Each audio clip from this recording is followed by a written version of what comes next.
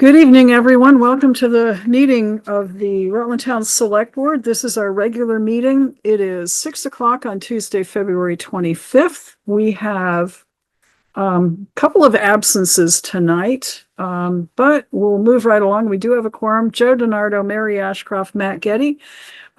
Please all rise and join me for the Pledge of Allegiance. I pledge allegiance to the flag of the United States of America and to the republic for which it stands, one nation, under God, indivisible, with liberty and justice for all. Okay. We have minutes for the Select Board meeting of February 11th in your packet. Approve. 4. Motion's made to approve. Joe moves seconds. Discussion, additions, corrections, deletions.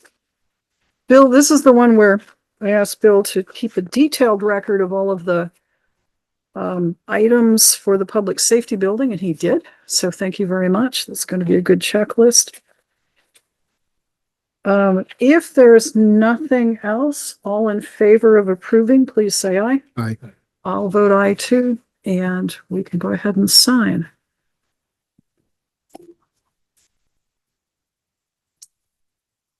Okay. Are there any board member announcements? Nope. Okay, update from the Select Board Chair. Don't have any. We just had a fire committee, and Chris will report on that when his time is up, and he's got homework for us. So nothing else. Any questions from the floor or public comments? Thank you. The usuals are in the room, and I don't see anybody there interested in saying anything. Here comes Kurt. Anybody on the Zoom call who wishes to be heard about anything not otherwise on the agenda? If not, okay, let's move right along. First up, Mike Rowe, Town Rec Director. Yeah. Hey, Kurt. Hi. Hello, how are you? Hi, good, thanks. Good. First, Bill, thanks for the picture on the program there. Oh, yeah, Yeah, you like that? Yeah, first time Rick's been represented. I like it. really? Was that townwide celebration? It was townwide celebration, yes. I was trying to think. I didn't think I had everything still up, but I saw the tarp in the background for the pool cover. Oh, So no, but nice you don't photo. have the cooks. What the heck? Ooh, I would be mad too. That would be that's Right very now, he could have specific- panned over. It's a very specific angle for that. So. Actually, it's Yes. it's a great picture. It is a good so I picture. can't So, complain. so thank you for that. Yes. Basketball has essentially wrapped up. We're in our Glodzik tournament mode for our 5th and 6th grade boys and girls. That is next weekend. So if you want to go check out some action over at West Rutland, it's a wonderful tournament that they put on over there. There is an admission to get into the tournament, but I will send Bill the information as far as what time our kids are playing next week. You do have it. Okay, perfect. Well, if you'd post it, that would be great. Thank you. Also this weekend, our 3 and 4 boys are in the Rutland City Jamboree tournament on Saturday and Sunday. So they've been quite, and then we are done with basketball. We are starting baseball signups anytime. We have our baseball directors meeting tomorrow night. So we're really starting to move forward with spring time. Hopefully this rain will stay for the next 10 days and get rid of all the rain, all the snow. Jinxing it further. You did enough damage before the meeting. I didn't do a lot of damage. He needed the time to catch his breath. They did a really good job. Other than that, I just have a couple questions I'm sure probably answered. We're meeting next week, I'm assuming, or pre-town meeting. Yes, we will be on What? Monday's Third. pre-town meeting. Do we warn it for 7?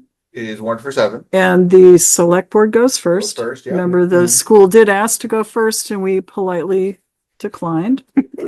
It's pointing out that we alternate. So we're just, they're going to have their chance next So year. we are meeting next Monday at the school at 7. Yes. And where are we doing it? Same place, library. Library? The Okay. doors will be open at 6.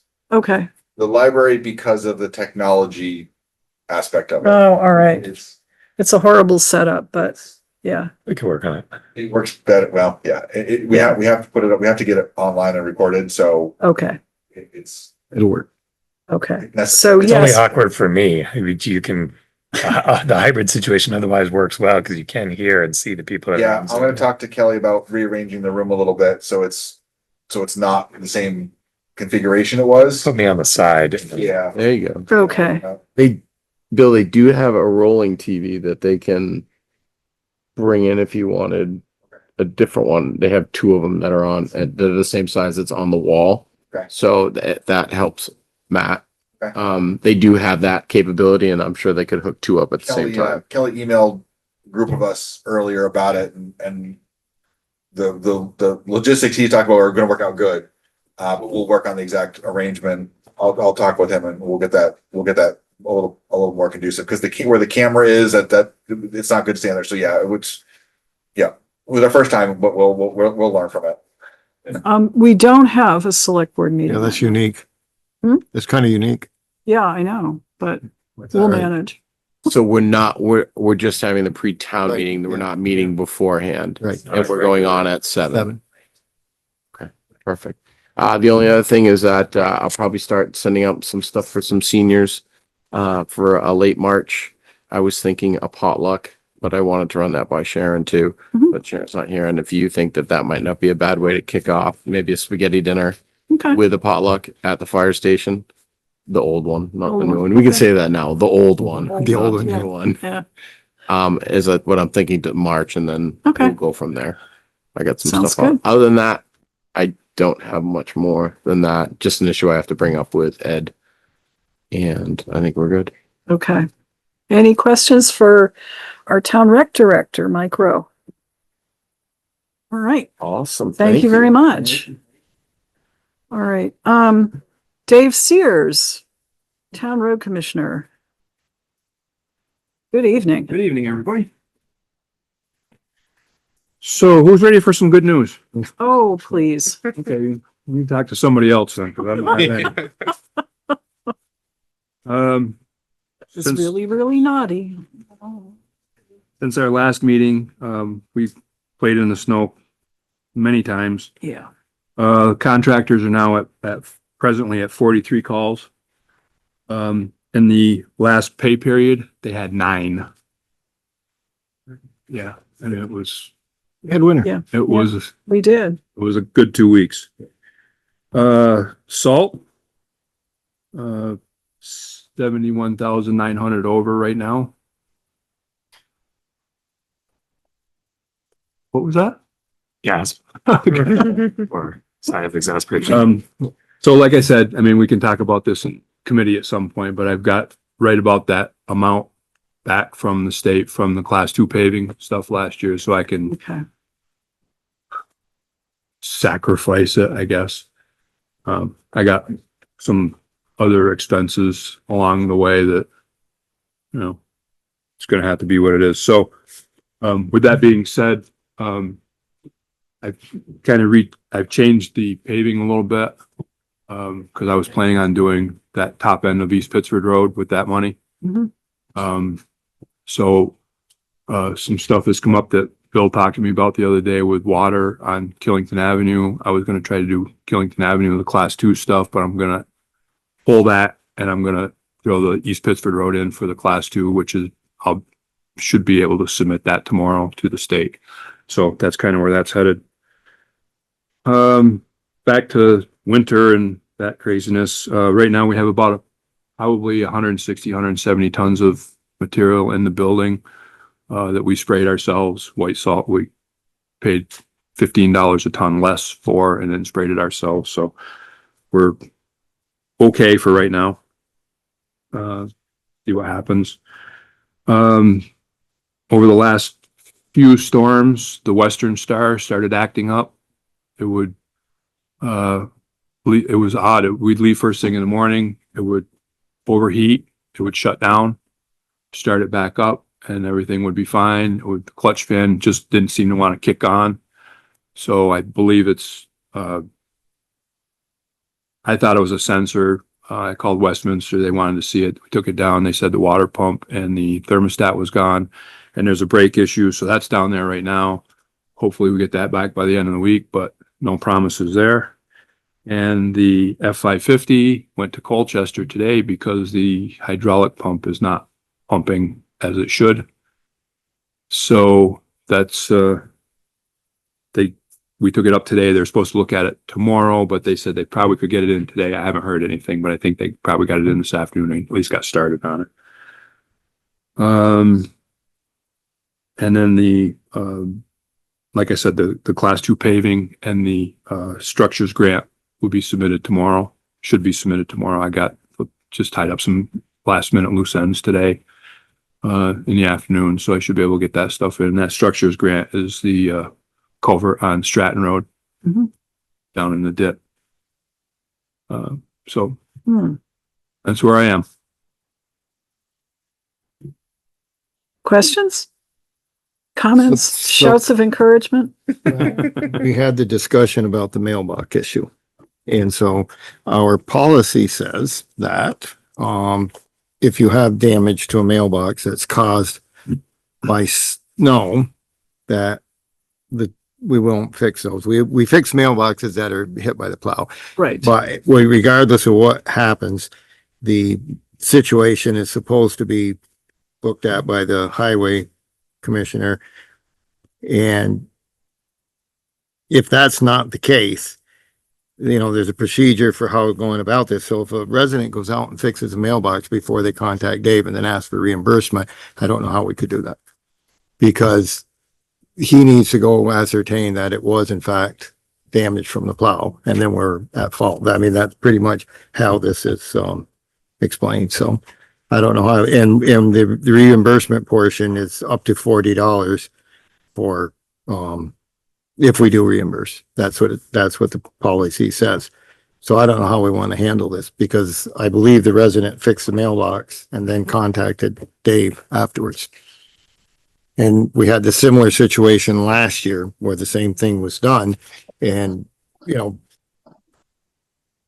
we could be paying for mailboxes that we didn't damage. Yes, I understand. So I understand there's a thing, the letter does, highlight what that the town, in the event a homeowner elects to fix it, that we will do it. But the beginning of the policy says that the road commissioner has to go out and see it. Okay. So, I mean, I'm not really in favor of, Okay, so you pursuing recommend that from we- the highway committee is not Yeah, to we pursue, haven't, not to. pay it. other than just reading that, but that's kind of what it says, based on this and based on Dave's, involvement with it. Okay. Yeah. And quite honestly, we're pretty liberal with that policy. I mean, if somebody calls us up and says you hit our mailbox, or it's something we can go out and fix with a couple screws, we'll go out and just, glue it back together, really. But this was more extensive. I don't really, I mean, I saw pictures. If you call me or send me an email and say it was damaged, we'll go out and take a look at it. And if it's something that we can put back together pretty quickly, or if we got to put up a temporary, we've done that before. We put a post in a 5-gallon bucket full of sand and put it out there until the spring and deal with it. I mean, we're pretty easy to get along with on this stuff, but to, just send us a bill for $40, I think is, So, and Cool. $40, like every bill that I get is for $40, not for 28, yeah. not for 31.25. It's for 40.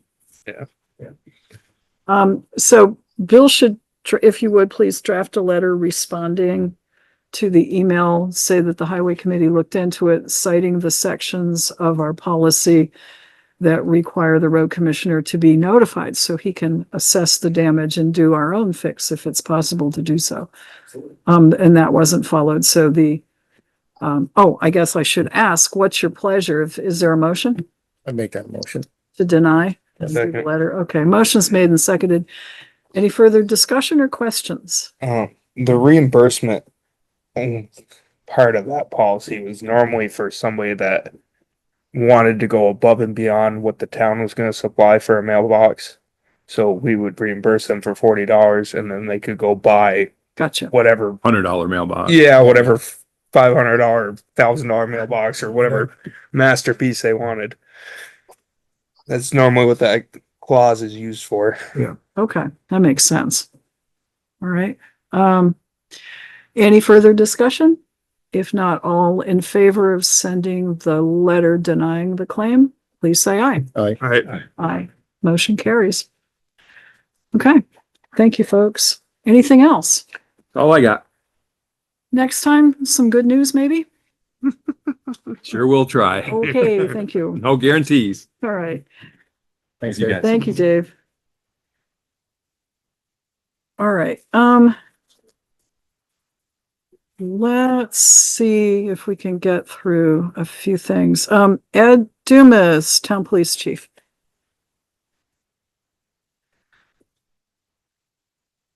Got a pretty short list tonight. Okay.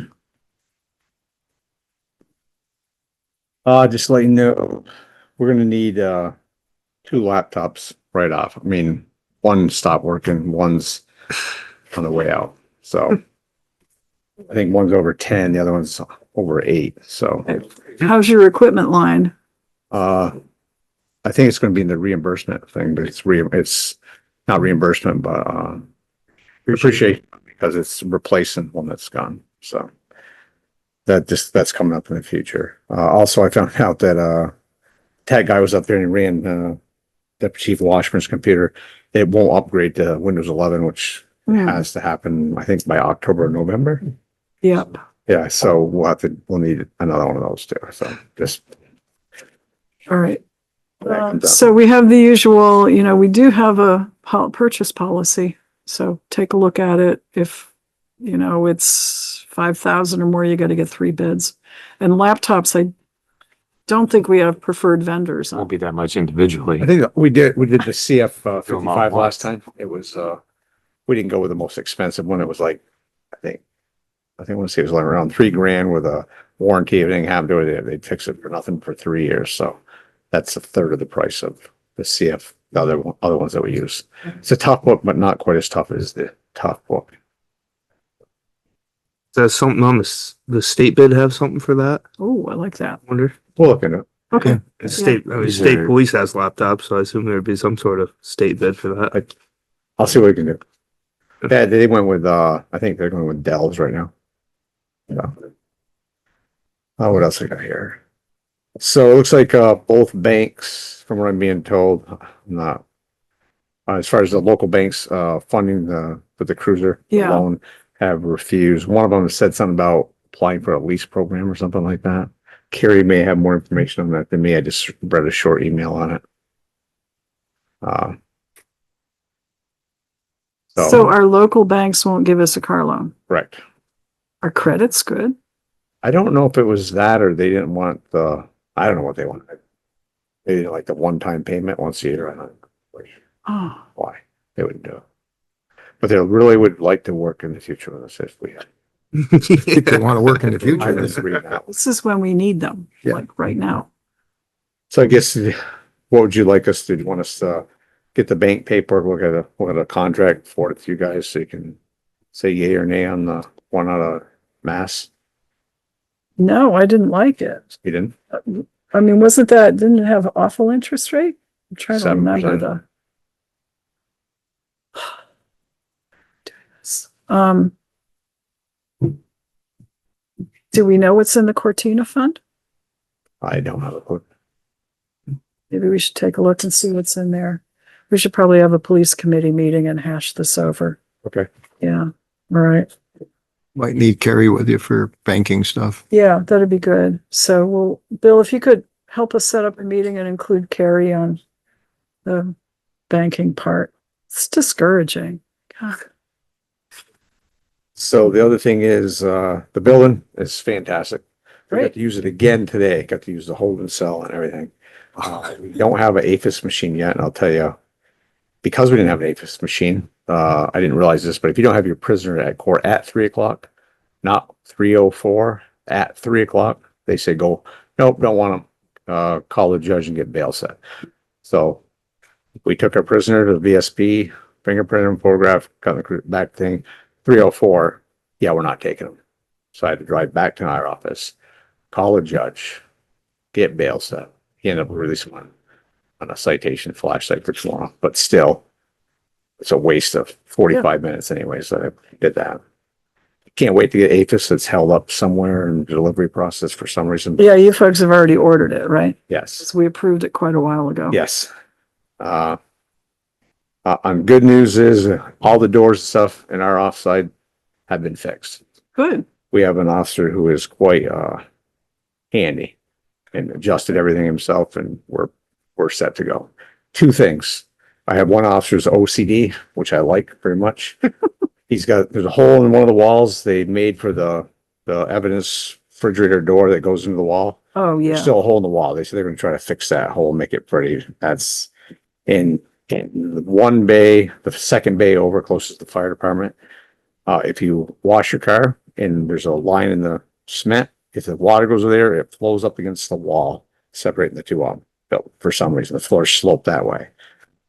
Those are the two only complaints that we have. We'll probably end up getting a squeegee or something. I don't want them to hack up the floor to fix Yeah. a little drip, but that's the only two Okay, things. so Bill, those two things, List. add to the list. Yeah. Yep. Everything else is good. What was the thing? Is there any sign of roof leaks on the police department side? Haven't seen any. Wasn't that what we were talking about earlier in fire committee? Yeah. It's not leaking, or it is? Something that is. Oh, really? I didn't exclude it. I haven't seen any leaks on our side. Okay. I'll look tomorrow. Yeah, please do and let Joe know if it's something we need to follow up on. The other thing, we did, not we, my officer, Officer Placus, we were in need of a refrigerator in the squad room. And he went to a local business in the town, asked them if they had something dented or used or pulverized in some way as long as it worked. And they go, what's the dimensions he gave to them? They go, how about that one brand new in the box? He goes, that would fit. And they gave it to us. So Wow. pretty nice. Right. You're doing a thank you note? We will. Okay. Or if you want it to come from us, just give the details to Bill and Okay. I will. thank you. Yeah, it's great. I think that's all I have at this point. Okay. Questions for our police chief? Anybody? Yep. The details on the car and how much we need and what we were looking to borrow to buy this car, so we could pay it with a depreciation fund is what I know the plan was. Hmm. And that's why we wanted to do the balloon payments. That's around 70 grand for the car, I think. 75. I think. 75. Okay, in the bank that we talked originally, they had was it a really high interest rate or something? Was I think it it was 7%. 7? Yeah. I just thought we could do better. I don't know. Well, obviously not. Because, Yeah, I mean, no, local it's- bank here in Rutland won't lend us money, but a bank in Massachusetts will. Or wherever, because, I don't want to lose this car because it's I sitting. understand. I don't know, but maybe you guys meet as soon as you can and make a decision and, Try, Joe. yeah, well, I'm just saying, if we lose the car, then we're going to be into that wing. Last we left it, we were going to offer to put a deposit down, did anything, so that we would secure the vehicle. Remember that? Yeah. We did agree at last meeting. Yeah, to do that. Yeah. So know you if might you- want to follow up on that and Okay. just, and let's find out how much is in Cortina. That's a Kari question. Yeah. Okay. Because the waiting time, if you have to order once a year, pretty near. Yeah, Yes. we'll do that. Okay. Anything else for our chief, police chief? Okay. All right. Thank you very much. Thank you. Barbara Noise Pulling. Good Hi evening. there. Good evening. Hi, I really don't have a whole lot this evening. We're just doing the usual boundary line adjustments. And we're taking baby steps in the river corridor ordinance, as I think you folks would want us to do at this point. We're looking at language for an ordinance right now and just taking our time with that, and then maybe doing some public meetings coming up. I don't know if that fits into your idea of what you'd like us to do with that ordinance? Or not? You have to do public meetings anyway, but yes, I think before we get too far, I think townspeople would like to know what the ordinance would look like, what it would involve, and what restrictions there would be. Yeah, Can we that's what see we it were. first? Yeah, we would like it first, though, please. Oh, you like the presentation first? Well, the the ordinance, okay. ordinance or the draft, yeah. Yeah, that's what we were thinking. That, I mean, we were thinking of doing some informational meetings.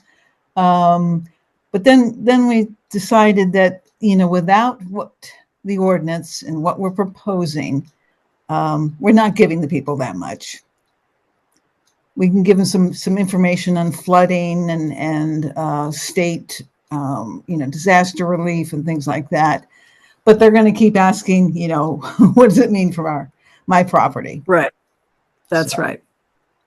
Okay. Any questions for Barbara? Okay. If not, thank you very much. Okay, short and sweet. It was. Thanks. Larry, you're here. Do you have anything on the transfer station? Okay. What you want to do is the appointment for SWAC. Oh, yeah, there you go. Very good. Okay. In your packet Oh, is, maybe we should wait till he leaves so he can't object. I know. Well, I just won't recognize them. It'll be fine. It is time to reappoint our representatives to the Solid Waste Alliance Communities. The form's already filled out, so we don't have a choice. He's already agreed. The SWAC shall be represented by one representative from each participating town, which we are, and then there is a space for alternate. We're proposing that Larry Dell Veneri be our representative and Steve Canny be our alternate. Is there a motion to that effect? So moved. Motion's made. Is there a second? And seconded. Any discussion? If not, all in favor, please say aye. Aye.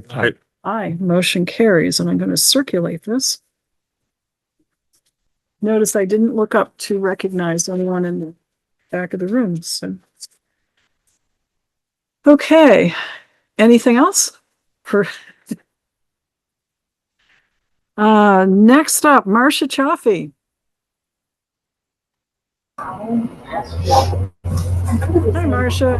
Hi, Mary. Hi, everyone. The only thing I have tonight is the bid proposal for reappraisal. We've got that all solidified, and next week we are going to send that out to the approved list of appraisal vendors.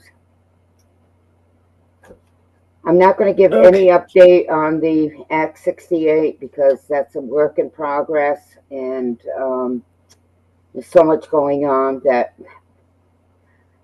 if you flip a coin, tomorrow something else will be different. Okay, you said a bid proposal. Do you mean the reappraisal plan status, the letter that we received from Remick? Right, that's the reappraisal status. We will not be getting the reappraisal enforcement to go to reappraisal, excuse me, until July, but we're jumping ahead of that and sending out the bid proposals. Okay. And as she warned in her letter that most of the appraisal companies around are waitlisting towns until 2029. You think that's going to happen to us? Absolutely. All right. Question. Yeah. Marcia, just thinking ahead a little bit, because we haven't done a reappraisal since 2013, we have a little bit of money built up in the fund for that. But if the state sticks with the 6-year schedule, do you have any sense what that's going to look like as far as us having to pay for these every 6 years? Are we be way short on the amount of money that we get that goes towards that? Well, I think we're gonna have to get together and maybe look at putting aside an extra amount of money every year to supplement the, what we get from the state for reappraisal. But I think that's something that we need to look at next year. I think right now we would be okay. It's over close to, I think it's close to 260,000. But with the reappraisal, we're getting into 2030 right now. We'll have to look at, what we might need to set aside for reappraisal. Yeah, okay. So we may have to start putting our own money in Yeah, at some point Yes, yeah. correct. Yeah. Yep, to cover that. yep. The money that we get for that comes from what, transfer tax? It comes from property valuation and review. We get $8.50 per parcel for Oh, it's, every parcel that we have in Rutland Town. so it's a fixed amount every year. We know what it's going to Correct. be. Yes, yep. Okay, We so do. when we get to the point of actually getting a quote for this thing, Well, we'll you- have some yeah. idea of, Right. Yeah, and I'm sure that's changing rapidly as well, and will continue to in coming years. But we'll have some idea of, okay, here's how much we're going to get over a 6-year span versus, Right. I guess, what it's discussed. And what PV&R has proposed is that we look at what we've got right now and take a look at when the reappraisal will happen to see if we need more funds and maybe set aside in the next 3, 4, 5 years to offset the price of the reappraisal. okay. Alrighty. Any further questions? Thank you, Marcia. Appreciate All right. your work on that. Thank you, Mary. Great. Okay, next up. Chris Clark, Town Fire Chief. Now, the fire committee met with the chief just before this meeting, so he's going to run through the checklist that he has, that he's noticed of things that still need to be done. And this is for Joe's benefit and also go in the minutes to continue working on our punch list. So, All right.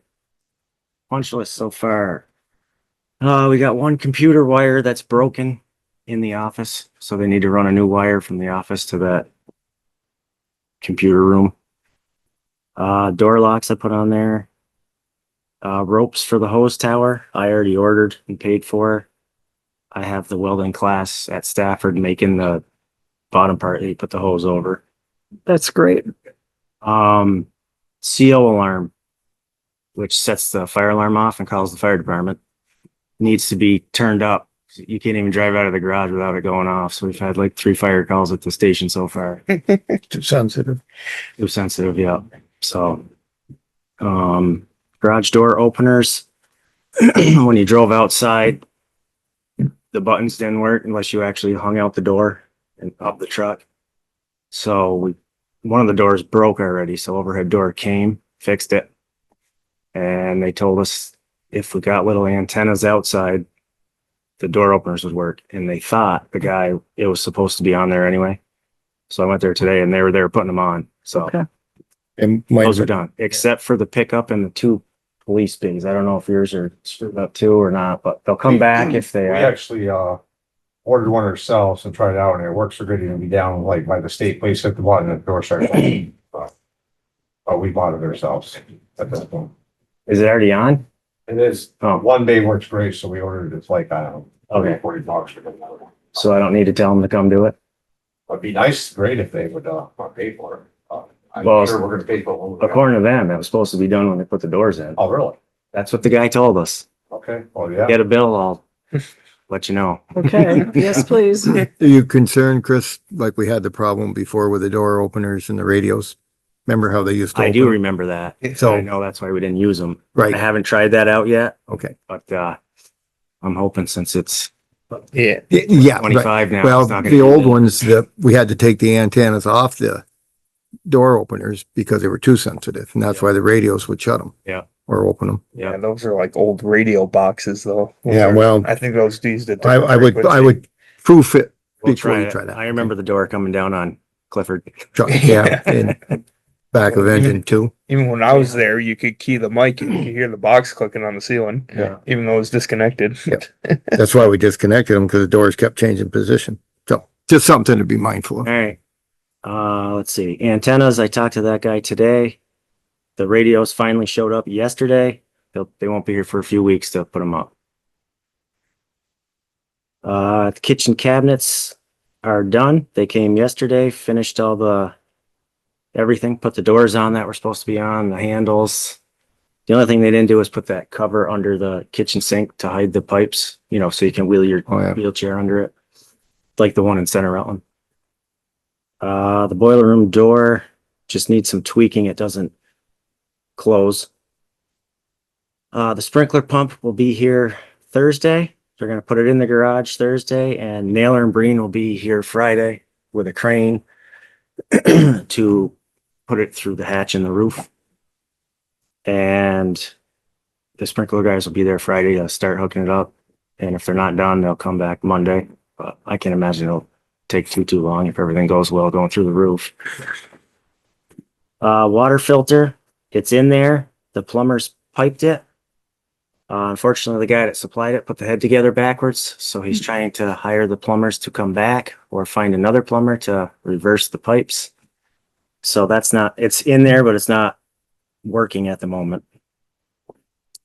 That's all I had for so far on the And punch we had list. already mentioned the water, the leaking roof turns out, you think maybe to be Gary came condensation? and looked and thought it was condensation because they didn't insulate the pipe all the way to the roof in the pickup bay. They did everywhere else, but not in the pickup bay. So he's coming Thursday, so he's gonna check into it more. Okay. And Chief Dumas is going to check about any Yeah. leaks on your side. Okay. On the police side. They didn't mention anything about the controls for the fire pump, getting those changed out. You haven't heard Did I anything? mention it? No, you haven't heard anything Oh, I from, haven't. No. okay. No. Because when Vic Shappy called me yesterday, I asked him about it, but he didn't have any answers for me. Sure. Is the sprinkler guy doing it or JJ? Well, JJ is gonna have to put it in, but somebody ordered the wrong parts. The building is designed, the electrical engineer designed the building to have a transfer switch for that Oh, yeah, I remember. sprinkler pump. And so the controls they put in came without it. And there's some concern that the proper controls, there isn't room enough. And whether or not they can fit those in the existing cabinet. So, it's one of those things we don't want to let slide. Right. And I haven't heard anything from VMS whether they've got this resolved. There's some glitch between the sprinkler designer and the sprinkler installer that the right equipment wasn't ordered for the electrician to put in. So we gotta, because as of now, the fire pump doesn't work with the generator. Right. I can try to, I'll stop there Thursday when they're there and maybe. Yeah, I'll try to come down. Other than that, I don't have anything for the anything else on my little punch list here. Hey, is there a physical punch list somewhere that we keep adding to, or is there? We haven't, Justice Road. each department head was gonna work on things within theirs and put Okay. them together, and then that, we can get them to Gary so they can, Okay, and they're going in the minutes now, so. Yep. We'll need to call them all out of the minutes and pass them on. We did get all the appliances. They're all in. Good. Yeah, so we're getting closer. Fire committee met to go over these, and we also, I mentioned homework. There are two ordinances that need updating, and I think Bill just circulated copies for you. One is the alarm system ordinance, which is updated and it incorporates an old standalone ordinance, or the proposal is to do that. The next is the private fire hydrant ordinance, which is, there's some minor tweaks to that. Rather than taking the time tonight, since we've got two firefighters here, maybe if we could put them on the agenda for next meeting, just cruise through these, see if you have any questions, raise them with the chief or with Bill. And we'll take a look at these and hopefully adopt them next meeting, if that's okay with folks. Silence. You don't have to do it now. Okay. All right, next meeting. Thank you. Anything else for our fire chief? The chiefs reported that they were working on internal policies concerning a lot of stuff that used to be, I think, in the ordinance, or so I'm encouraging them to keep, policies and procedures and how they're actually running the department and uniforms and showing up for calls and all of that. That should be policy rather than in bylaws. So I believe you're working in that direction, and you'll have something so that they can more readily change those things inside the department rather than going through a whole ordinance or bylaws revision process every time they want to do a tweak. So, okay. Questions about that? All right. Anything else for our chief? If not, thank you very much. Yep. Okay, Kari Clark, town clerk. Good evening. Kari. Few things today. I put a few things on your desk, Mary, but because of the Yeah. coffee clutch, I wasn't sure if I wasn't sure if I should put them on everyone's desk. So if Okay, I'm you could passing circulate around them. the local option tax Correct. receipts. I got two. Okay. And then Going on, the second one is it's the capital improvements balance. Yep. So you should Yeah. have two sheets of paper.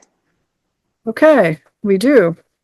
Great. And then you should also have couple liquor license, one page of liquor licenses, but it's two different places. It's Different. Yes. Yeah. Okay, got that. What would you like to start with? Oh, it doesn't matter. You can do the liquor license. It's for existing places, East Restaurant, and then Sandry, which you did a couple weeks ago, but then they sent in another one. So I think it's just a second class Second license. class, yes. Yeah. Yeah. Yeah, so there are 3 applications, and I'll look to Chief Dumas. One is for JW Sandry, a second class license. One is for East Restaurant LLC, a first class restaurant bar license. And also the third one is East Restaurant LLC, third class restaurant bar license. The chief is indicating that these are all okay to go if we will approve them. What's your pleasure? Second. Motion's made and seconded to approve. Is there any discussion? And we all get to sign. Great, thank you. All in favor, please say aye. Aye. Aye. Motion carries 4-0. 225. And then so the things that you passed around, we received our third installment of local option tax money early in February, and it was a good amount of money. So if you can see the number next to February 14th, it is $454,624.80. And if we look at what we were anticipating for the year, which we still have one more payment for our fiscal year, we were anticipating 1.3. So we won't need very much to get to our anticipated number. We will exceed it in our next payment. We have about $81,000 left to reach our goal. And that will be easily done in the next one. So we will be going over our anticipated amount of Good. money, which is good. That's good. Yeah. I wish Dave Sears were still here because he needs to learn how to give good news like this. So thank you. Well, that was the good news. The bad news. I wouldn't say it's bad. It's more of like a red flag or a yield sign. Um, Yeah. I wanted to see. Well, I've been keeping track of the capital improvements for this year, and Yep. I would suggest. Obviously, I can't tell you what to do, but I would suggest that there shouldn't be too much more spending coming out of the capital improvements fund until we get through our year. If you look on your page at the bottom, we still owe VMS 141,000, and then the orders that are in front of you have about 27, almost 28,000 in them for the public safety building. Considering those two things, we have a balance of $122,000 left for the year. Okay. So that significantly got depleted real quickly. Yeah.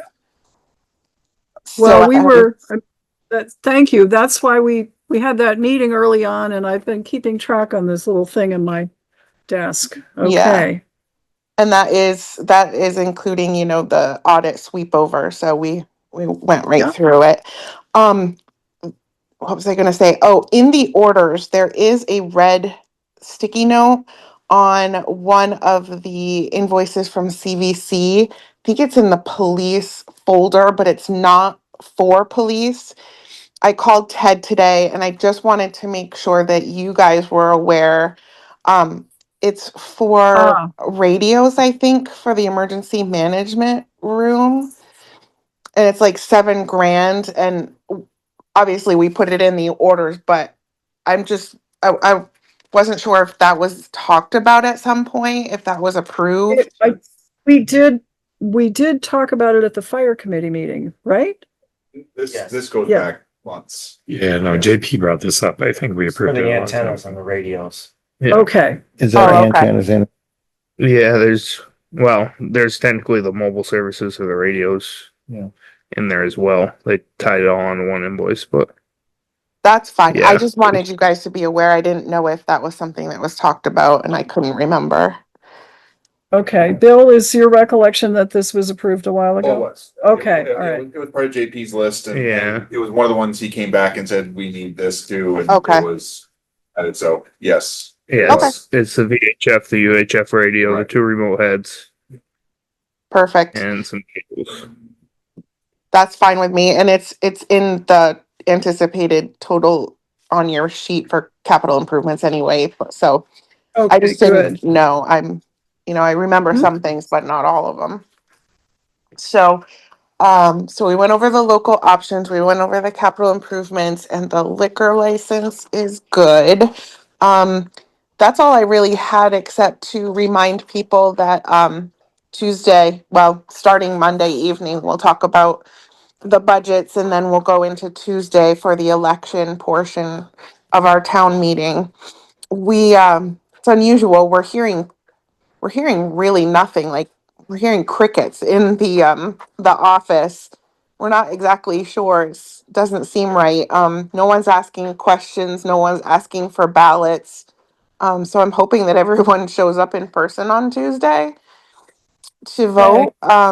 Hopefully, or they're under the impression that they think they're getting ballots mailed. I'm not really sure, but fingers crossed it goes well. But we'll be there at regular polling places Tuesday, and we'll have the results that evening for everyone, and we'll move on. Okay. Thank you. Yeah, I think that's it for me tonight. Any questions for our town clerk and treasurer? Good information. Thank you, Kari, for pulling all of this together. You're welcome. Can I just Yeah. make a recommendation? Sure. Radios, personally, I wouldn't pay the bill until they're in. That's what we discussed. I don't know how Can much you- it is, but. The suggestion is that Like $6 The- grand or so. we may have the radios, they haven't been installed, right? And it could be a couple of weeks or longer, so that we hold off on paying that bill until all of the work is completed. That did include installation, right? I got a quick question. Chris, do you guys have a microphone or some sort of a speaker over in your fire calls without having radio? We had a speaker in the bays in the old building. I know, but do you have one now? We don't have anything right now. Are you gonna get something? I probably. We're thinking the same. If we had a speaker in the squad room, so we ain't gonna have your portable on all the time to hear what's going on. That's kind of something we all overlooked. Okay, well, you've heard Kari's report about how much money is sitting in, so, we're, Just a Radio Shack speaker. do they do Radio Shack anymore? Well, Well, that's why Bill's working We for can- us. we could probably afford a Kenwood speaker. Yeah. All right. But it would be good if both sides knew what was going on. Our pagers don't work in the new building. You can't. It's a metal building. Right. Metal building. Metal buildings don't work. Cheap speaker in the bay, so you could hear the radios going on. Okay, all right. And you probably have money somewhere in your budget to do that. Okay. Yeah. And the police department will chip in too, right? Okay. got money in your budget? I don't know. No, his It's laptop. it's highway that doesn't have any money. No, he has no money. Not a garage door opener. Yeah. I can let you go borrow some money if you need some. Yeah. It comes with a high interest. I got two speakers came out of an old truck. You know. Anything else for Kari? 100%. Yeah. Okay, so just hold off on that bill, please. I'm paying that, please, Kari. Yeah, we can do that. Yeah, okay, thanks. All right, getting down here, Mike Delehanty, no? John Paul, nope. Joe Denardo, anything you need? Other to than cover? what we talked about, Okay. the sprinkler, the cabinets and the fire pump stuff, but yeah, Okay. we pretty much hit all that. And we do have Teresa Mealy on the line. And one of the items under action items A, review for adoption, the updated personnel policy. So we got it all out to you for review and any questions or comments. Teresa was a consultant who assisted Matt and I as the personnel committee who spent quite a bit of time going through it. Let me start with the select board. Do you have any particular areas or questions that have come up as you've gone through it? The cross-reference guide is on their page. Okay, yeah, there is. Teresa sent along the HR, okay, it says at the top, HR required, and it's 1, 2, 3, 4 pages. Things that are new, and then things that were also in the 2022 version. Okay, so you can, and then a couple of things that need decisions by this board, or any different direction that you want the document to take. There's 1, 2, like 3.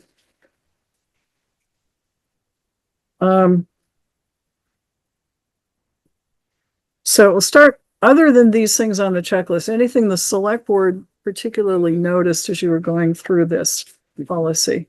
The only thing, Mary, and I brought this up before, Mhm. and I don't know where this would fit, is our salaried employees. And if that is part of the personnel policy as to what we expect, whether we set a number of hours per week, and if they exceed that, a certain number, you know, Remember that, businesses do that. I've talked to several people that work in construction that are salaried employees and they have a specific, they're expected to work this many hours a week, and if they exceed a certain number, then there would be compensation. And I don't know if that should be in this document or where that would be. Ultimately, probably in here. So as I remember, 40 hours is the standard. Right. And Reported it and they burned them. yeah, Yeah, or just shut the door even. well, you can't because it's a public meeting, so. Don't watch it. And it'll be your fine. suggestion or thought was that if for any week or pay period that it is, say, If we set it, so we expect our salaried employees to work 40 hours a week. Mhm. And in a week, if they, and it would have to be like, I don't know what you would call it, but there's like a certain amount they could work over and still be considered, but if they cross a certain threshold, so say they work 50 hours in a week, Mhm. Then there would be some compensation for whatever. But I don't know how this works with,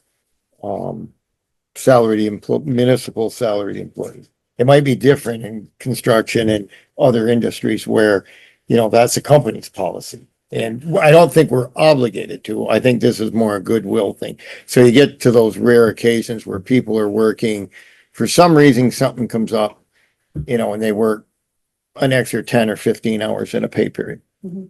Is there some compensation that we could be looking at or something? And would that be part of this policy? That's the only question, let me say it is not at this point. It's So, not. No, yeah, I did not. The question is whether to add Is this something where like we that. would put it, or is that something the board would amend into the policy, would be how salaried employees are treated? We would, Yeah, and I don't know what the rules are. That's why I was asking. right? Any comments? Teresa, do you have any guidance on this? Sure. You certainly can be more generous than the law requires. There is no difference that I'm aware of when we're talking about salaried employees, other than your police department and your volunteer firefighters. There are some exceptions for those groups of people. But in general, when you're looking at the Fair Labor Standard Act, there's no difference between the private sector and a municipality. So the rules are the rules. What you would want to do if you're going to be more generous is not focus on you must work X number of hours if you are a salaried employee, because a salaried employee, the focus is not on the number of hours worked, but on the job performed. That doesn't mean that you can't create a benefit for employees who happen to be salaried that work over X number of hours. You could do it. It may be easier to do work week than pay period. Those are all details you can certainly work out. And then you'd want to decide whether you were going to pay them at straight time or time and a half. So long and short of it is, yes, you can do that. I'm aware of that happening as well in the private sector. It's just a matter of how do we write it up and put it in the handbook under the benefit section so that you're meeting the you are staying within the definition of salaried employee, but also providing that benefit for more hours worked than X. Does that make sense? Yeah, and there's also the question of salaried employees who are also elected officials, because this handbook doesn't really address the elected officials. So, but whatever we would do, we would have to be consistent salaried employee to salaried employee, I would suspect. I'm not 100% sure of that, Mary. When I looked at comparing an elected official to an employee, they were pretty different. Okay. I can go back to the notes that I took when I went over that. And you're right, we opted to make sure the handbook didn't reflect anything for elected officials, even though some of the handbook did apply to elected officials. The goal is that we would have a separate document so that it would be less confusing. But I am not aware that there is an hour requirement for your elected officials. There may is be- not. I don't believe there is. Yeah. Yeah. So I can certainly look at that and get back to you, though. All right. So while we have you, do you just want to run through the decisions that we need to make Sure. on the chart that you have? So the sick leave, and I am going to need a little bit of help explaining this. I'm just trying to find the sick leave, and if it would be helpful, I can share my screen. Sure, when you want to find it. So you're one of the municipalities that pays out any unused sick time at 50% when an employee leaves. Right. You employ. One second, I've got it here. I just want to make sure it's large enough for people to see. And I've got it on page 11 of if you have the printout. You're more familiar with that than me. Do you see this in your sleep? Not anymore. I was seeing it. So replaced by, fire alarm ordinances now. So your the policy section on this is sick leave for employees leaving town's employ. What has been added is employees who have worked more than 12 months and leave employment with the town for reasons such as retirement, and this is the section that you would have had previously, resignation or layoff, will receive payment of 50% for sick leave earned but not taken. As I understand it, there is also, because you do lump sum, meaning you give all of your employees the full amount of sick leave in advance. If people use all of it and then leave before the 12-month period, there's no requirement to pay it back. And it's not that anyone is saying they must. It's that when you're not, when you haven't nailed that down, then you're going to end up making decisions differently, trying to remember what did we do before. And we want to make sure you just have a really good, consistent practice for handling that. So that's one piece. And then there seems to be sometimes folks not using their sick leave and saving it. And then getting a payout, and then others using their sick leave and not getting a payout. It sounded to me when it was described that there's a bit of difficulty with that and probably some hard feelings around it. Mary, maybe you and Matt can, or even Kari, could speak to that more eloquently than I just did. I do know that we wanted to have a policy in place that is clear and that, but that we're preserving the 50% of this accrued sick benefits not taken as a payout. We've had that all along. We're attempting to do that. The 2 weeks notice, we wanted to make sure that there was some kind of forfeiture clause in there if an employee doesn't give 2 weeks notice, or if employment is terminated involuntarily other than layoff, as in the employee's fired. We wanted to be able to say, you're not going to get your sick benefits, you're fired. So the question for the select board, and did I explain that okay, Matt? Yeah, I think it's clear what's in there now, and that I'm fine with what it says. I guess I've forgotten now what the difference is between this and what we had before, if anything.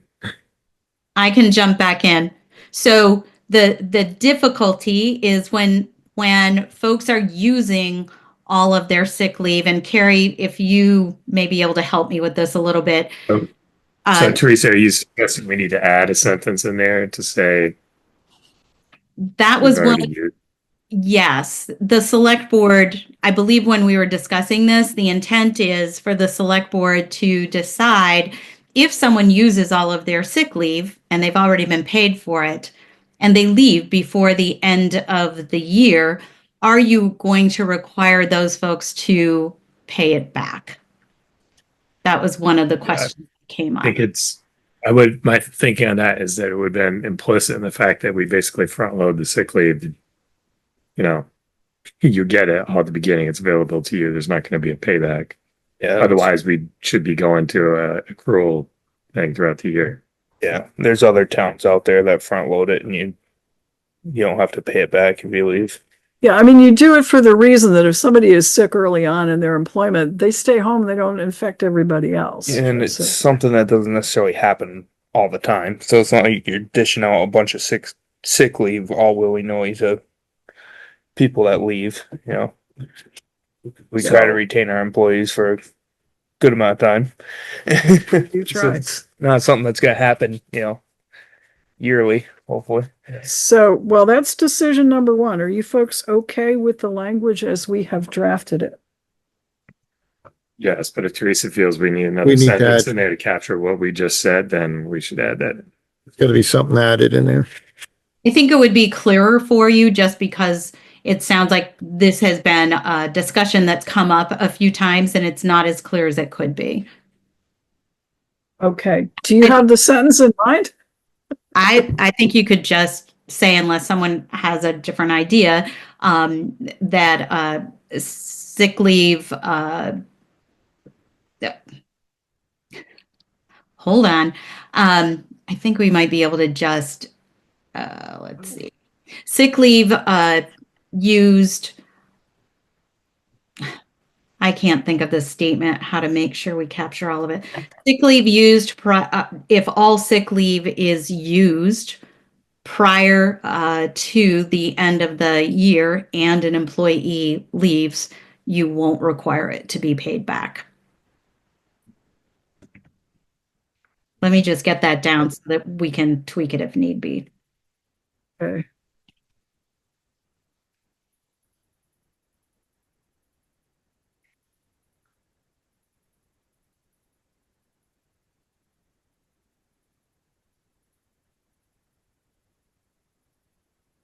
Okay, so we're okay, regardless of whether the language is exactly this. The idea is there's no requirement for payback of sick leave. If somebody uses it and we, Yeah. within a Yeah, 12-month period. okay, so we're okay with that? Okay, That this sentence looks good to me. Oh, if all sick leave is used prior to the end of employment, the town will not require the employee to reimburse the town. okay, very good. Great. All right, that's decision number one. Okay. You'll remember that at the very bottom of the first page, we did paid holidays. I think we've already approved that. Yeah. Was Correct. done. And on page 2, the comp time provision was likewise done by us as a separate document because that question was coming up with the police in particular. Okay, so we're on to page 3, just a heads up. We have removed performance evaluations. While we still think they're a good idea, the mandate of you must do them it would give us something that if we didn't do it, we could be in trouble. So we're okay. And then the bottom of page 3, under weather, Select Board needs to decide who has the authority to make the decision if employees are paid or unpaid. So bad weather closes the schools, say, do we then close town hall and the employees, do we pay them for weather-related closings. When's the last time we closed town hall for weather? Anything.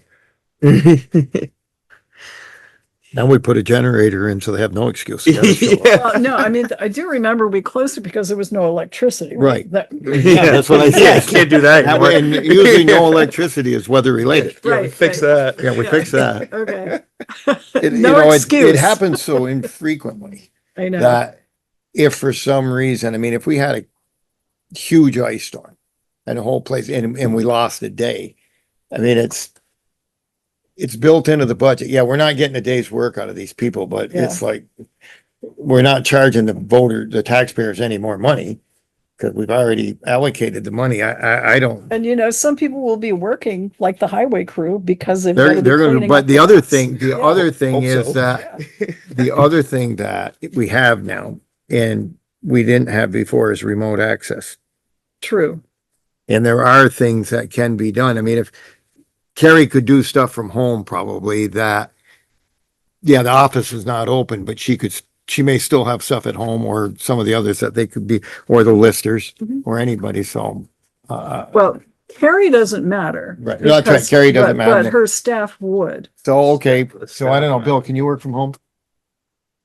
I get access from home if I need it, but it is difficult to Right. do things. But if you say you were gonna make phone calls or do a bunch of stuff, you know, and for some reason you didn't get here, which I can't even hardly imagine because if that pager goes off, you're going anyway, so. I think it's almost a moot point. Well, that's, you know, part of the question is, do we attempt to address it? And I was looking for what page it was on anyway. It's So around None of us page None 30. of us have 30. any town technology that goes home with us. Right. So everything we do would require personal devices to do it with. Right. And that opens up another hole.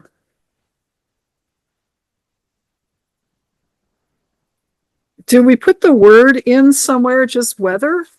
Yes, it's on my page, it's page 34, but Office 365, the pagination is different than what you have.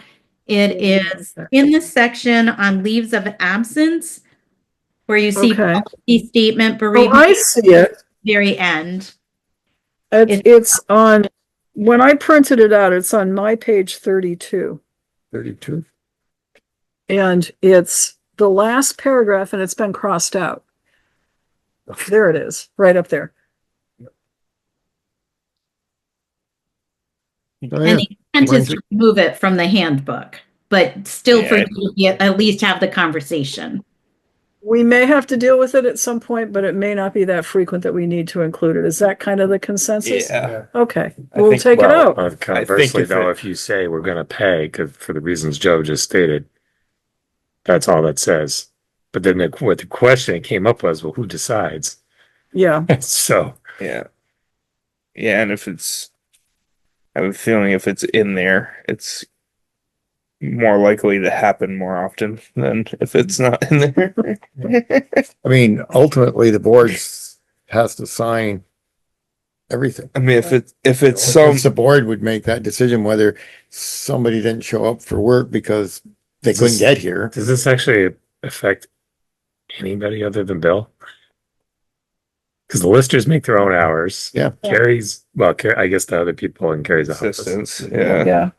The highway guys are gonna pretty much, I mean, I don't know, maybe there'll be a time when Dave can't get here, but. He better be trying. He's gonna be trying. Yeah. You know, I mean, Yeah. Okay, so Yeah. I don't know if it's gonna be, and if for some reason some weird fluke does pop up, then I mean we could worry about it then. we can make a decision as a board without it having to Okay. be in the policy. it sounds like the consensus is to omit. Are you okay with that? Sure. Okay, That's fine. Mary, and that, I'm sorry, I don't think you could see Robin Sweet's hand raised. Or it was, oh, Robin. no, I could not. Uh-oh. Okay. Robin, are you there? I am. So my concern is that if you guys are wanting people to work from home, unless there is a bring your own device policy or the town provides technology, then Bill and the others that are in the town hall, excluding Kari, are going to have to use their personal devices. And while yes, everything you guys primarily do is public information, I don't Not all feel comfy with using personal devices to do work. I mean, that's why I have 4 laptops. So that I don't No, well, I think contaminate. we're dodging. I think we're dodging that bullet, and we haven't said employees should work at home. So we're just taking out the weather thing, and Not advocating that. we're not advocating work at home. I just said they. Okay. And Okay. the next thought that I Then had was, they could. if you're going to make the decision as a board, does that need to be noticed? Well, we're going to adopt the whole thing because we have not done it yet. We're just walking through the points here that we were asked to focus Right. No, on. I don't think I'm clear with my question. So if you're going to make the decision to close town hall because of weather or allow all the staff to stay home because of weather, as a board, does that need to be noticed? There's an emergency provision in the open meeting law. Okay. I haven't read it. I don't know. So wanted to ask. We have to go through that training, so we're all doing that. And if the I town don't. hall is closed, I don't. at least if the clerk's office is closed, Yeah, that's Kari's decision. that's right. That's Kari's. Yeah. She decides, and I think it would be the same with Marcia. If she decided the weather was too bad and nobody's coming in. Okay. So we have now gone through the checklist. We've had, I believe at this point, your personnel committee is recommending that we adopt the personnel policy. What we don't have. Okay, did I miss one on the last page? Medical providers. Medical providers. All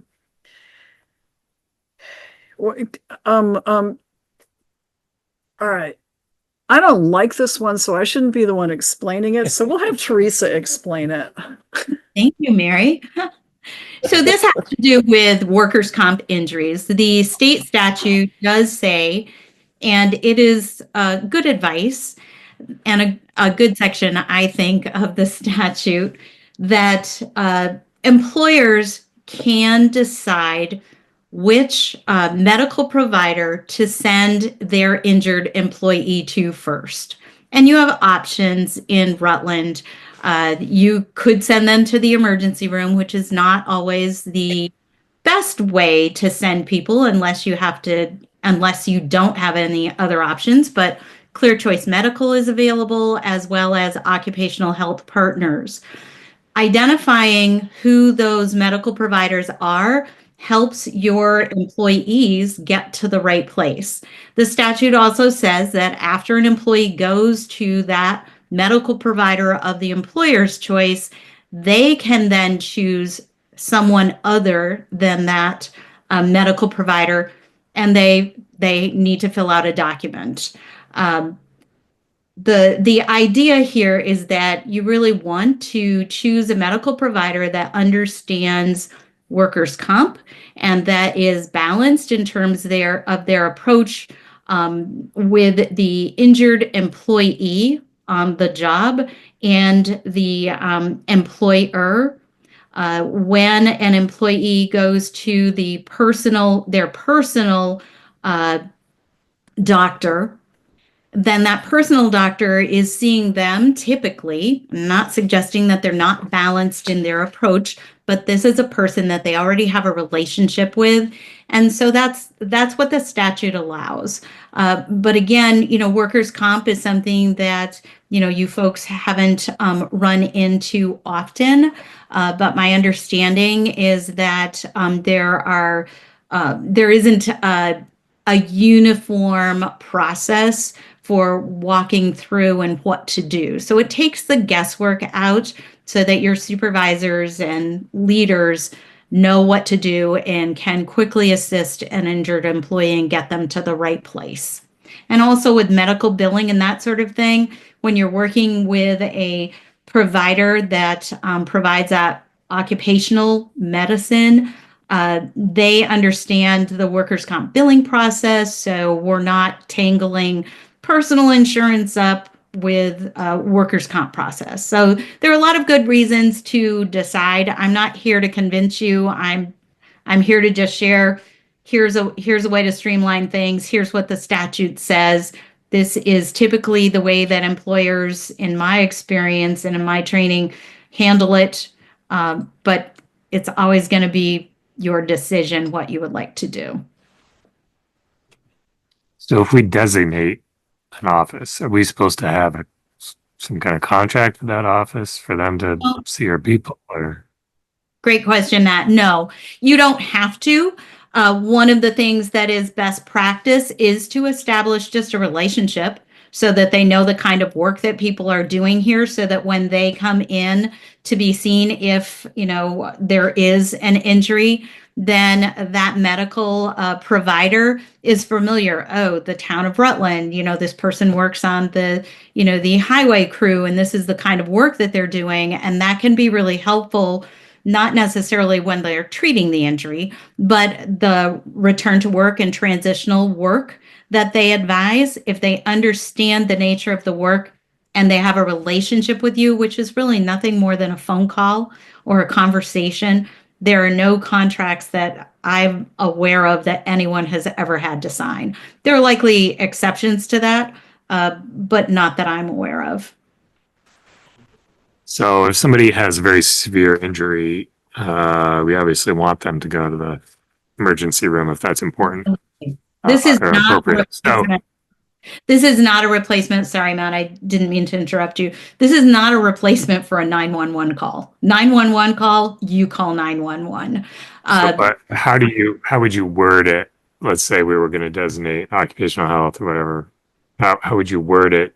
The guidance here, because this is really what this is doing, is serving as guidance to department heads, right? To tell their people where to go. Yeah. You can either put it in your handbook, which, Mary, I think that's where Mary sees it a little bit different, and that's okay. You don't have to have it in your handbook, or the select board can just, say, look, we would like our employees or the leaders to direct employees to the, either the Rutland Regional Medical Center, ER, if the Clear Choice and occupational health partners happen not to be available. Or it can be that you can call Clear Choice and they may say, look, the injury that this person has is not something we're able to treat here. You need to take them to the ER. It is a nice way to support your employees so that they're not having to go someplace and just sit and wait to be treated. Usually with Clear Choice and occupational health, they're not finding out when they get there, oh, you need to go someplace else after having waited. It streamlines the process for your employee as well. But you don't have to put it in your handbook. How does it streamline it for them? Because the supervisor's calling in advance, or they can. That certainly is one option. Yes, and I would.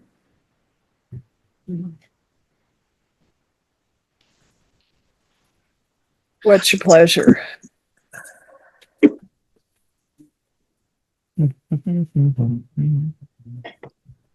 We don't have any established relationship now. So if there's a problem and it's serious enough, or medical attention is sought, I'm assuming most employees just go up to the ER. Which may not be the quickest. I mean, you have Clear Choice, Mm-hmm. community health, occupational health, whatever you want to call it. They have an urgent, they have an urgent care, and you got the ER. Those are like the three in town that if you got boo-boos and you got to get fixed now, you're going to go to one of those three. Well, occupational health is separate, right? Occupational health is a separate provider. Yeah. Okay. And CHCRR with their urgent care thing. Yeah, they have the urgent care. So there's I think we'd have to check. It wasn't my understanding that they were available to do work-related injuries, but certainly, that's something that should be looked into. All right, so kind of two questions. One is, do we do anything? Sounds like we don't need to do anything, even if we wanted to have this option. We don't need to do anything in this handbook, but we should be exploring it because it might be a benefit down the road. Or, am I right? We don't really need to include anything here. You don't have to put it in your handbook. I have been putting it in handbook simply because I like employees to know, hey, if anything happens, here's our process. That's just my idea. Some clients like to put it in there. Some clients prefer not. And they just let the supervisors or department managers know, here's our process, and they have it outside of the handbook because they would be the one directing the injured employee, or should be directing the injured employee anyway. I guess the risk would Times a be if day. somebody gets injured and they're not, of course, God knows if they're ever going to read policy anyways, but in theory, they get injured, they go home from work and they go, geez, I don't know, my back, I think I did something to my back. And then they go to their personal doctor, but they don't tell them anything about it being work related. That's when you They usually ask, run into They do issues. ask. actually, most places you go now, like, is your visit today the result of an accident? That might even, when I just go for a wellness checkup, they ask me that. But the other thing is some of these places have operating hours. Yeah, So during the day, these places are open, but guys are out midnight, slip and fall under a truck for some reason, bang your head, you're going to ER. yeah. The ER is going to be like the ultimate where you're going to end up. Yeah. During working hours, like I think the place on Stratton Road, that urgent care, I think it is like 8 to 8. They're Yes, open. something like that. And some of the others are the same way. They have operating hours. So within those hours, what I think we should do, and I don't know if this is the place to put it, is that department heads should have an emergency or an injury, a work-related injury plan. Where are they going to send their employee? So if one of Ed's employees gets injured, where are you going to send them? Which are going to be your choice? Depends how bad the injury is. Yeah, Depends on what the injury is, right? Yeah. The same with Dave, but it's the same thing. If you guys are out at midnight and one of your guys falls and gets hurt, I'm thinking winter, not gunshot wounds or any other stupidities that go with your line of work. But it's the same with Chris at a fire call. Guy gets hurt, they're usually going to the ER. And depending on the severity, Yeah. and obviously if they're going to be transported, then the ambulance is going to take them to the ER. So I think we should just put in here that, something that just tells department heads to have an emergency, medical need plan for their department, just to make them aware of it. Dave should have an idea that if one of his guys gets hurt from 6 a.m. till whenever they're working, this is what we do or whatever. And just have that in there, but don't specify where they have to go.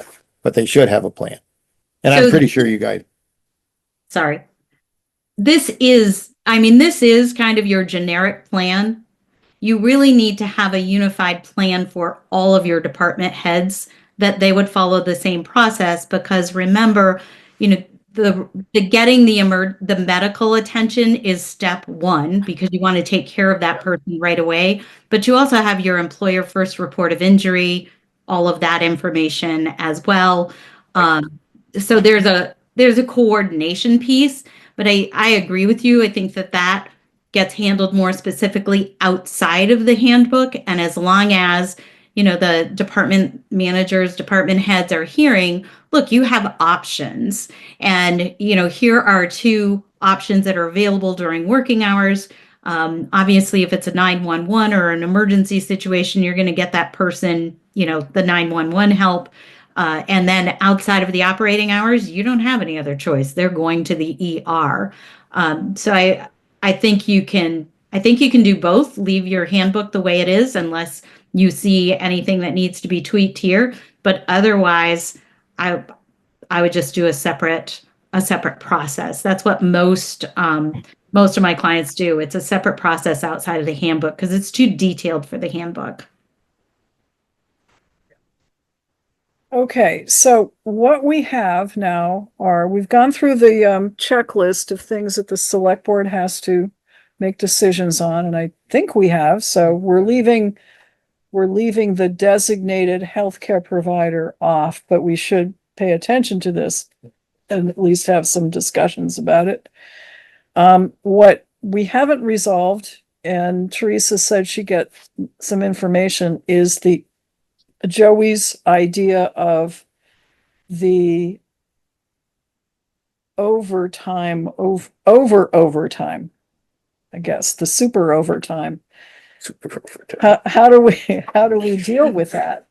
And under what circumstances and how much? How do we pay for that? And is that something you're gonna, we could do it two ways. We could address it here, or we could address it separately, in a separate policy after we look into it. And what do we do about this document that we now have in front of us that Matt and I never, ever want to see back again in our committee? I think we can take up Joe's question separately, and I would move to approve this as it is now. With the changes we made this We can evening. at least get We this part can in add it place. to the policy at any Right, time. we can always add it to Yeah, it. but we need to do, but yeah, So Matt's made the motion to adopt the personnel handbook as we have amended it this evening. second. Motion's been seconded. Is there any further discussion? Any other things that jumped out at you as you were reading this hours on end over a cup of tea? Okay. Any other questions you have for Teresa before voting? All right, all in favor of the motion to adopt the personnel handbook as presented by the Personnel Committee and with the revisions we made tonight? All in favor, please say aye. Aye. Aye. Motion carries 4-0. Okay. You. Yeah. All right. And thank you, Teresa, for all of your help on this. You're welcome. I Um, will sign off unless you need me for anything else. I don't think so. I'm just trying to think of how we, as they say, put a pin in Joe's suggestion so it doesn't get lost and we come back to it. And when we come back to it.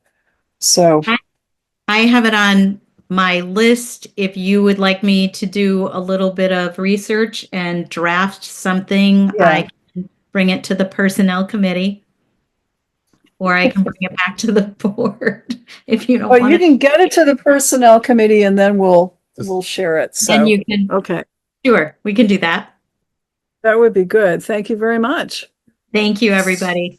And nice work, Mary and Matt. This was really a lot of work and you did a great Joe has a question. No, it's not a question. It's Okay.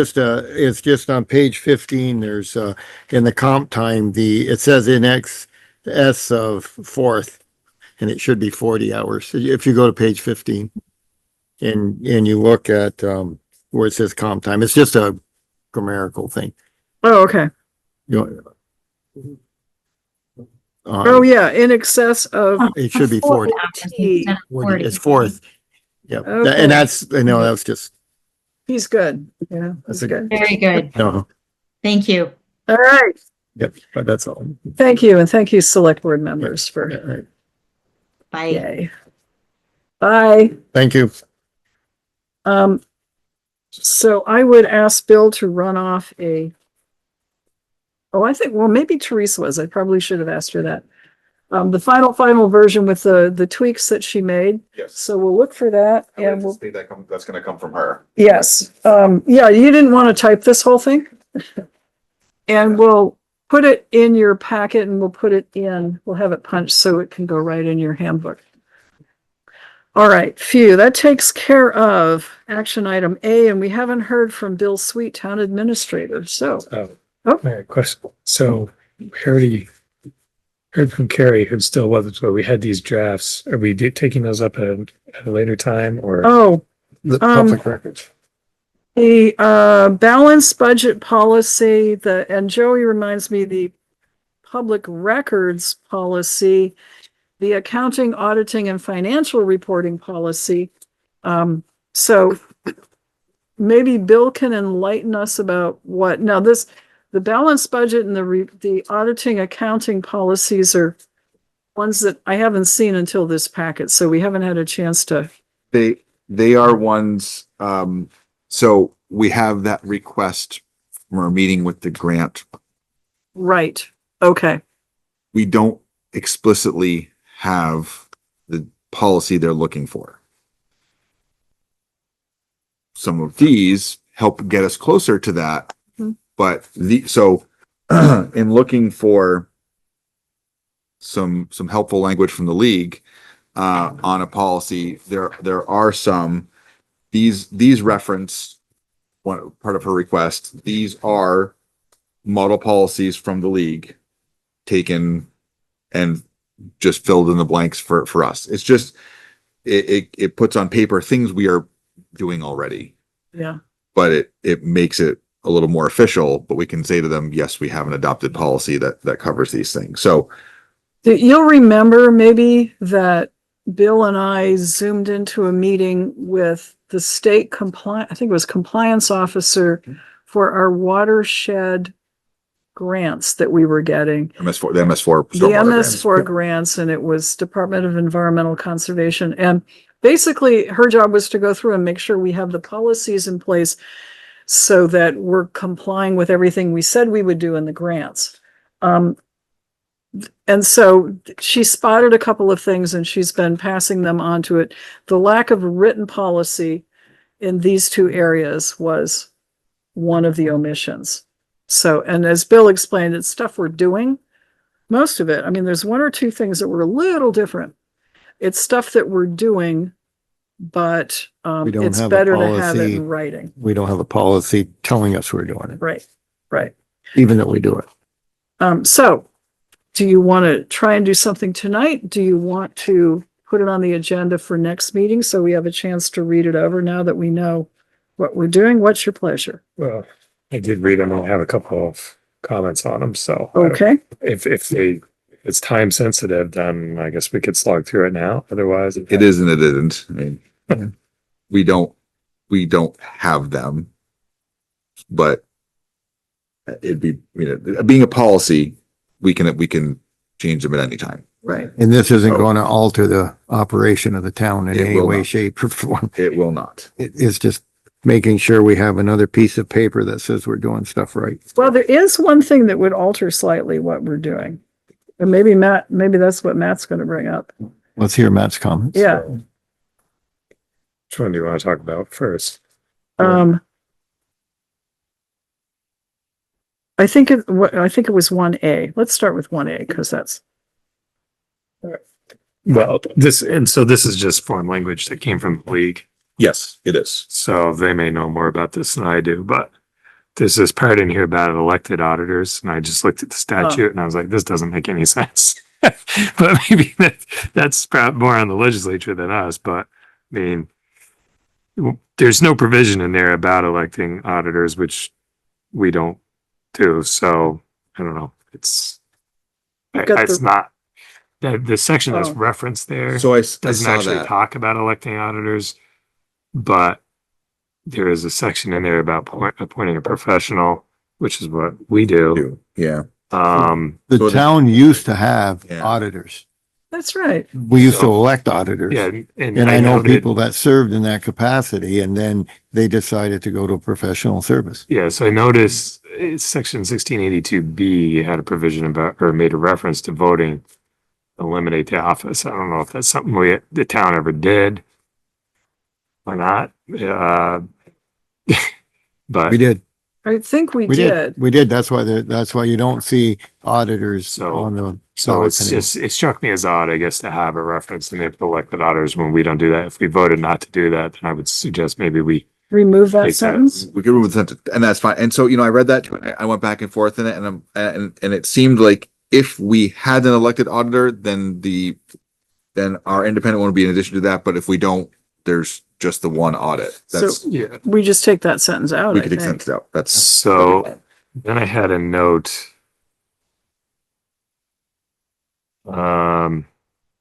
Okay, and this is, I put a star at the end of the paragraph that carries over onto the second page. Where it says the report will be reproduced in the town's annual report each year. And my note to self says that section 1690B4 of the statute requires posting the audit report and the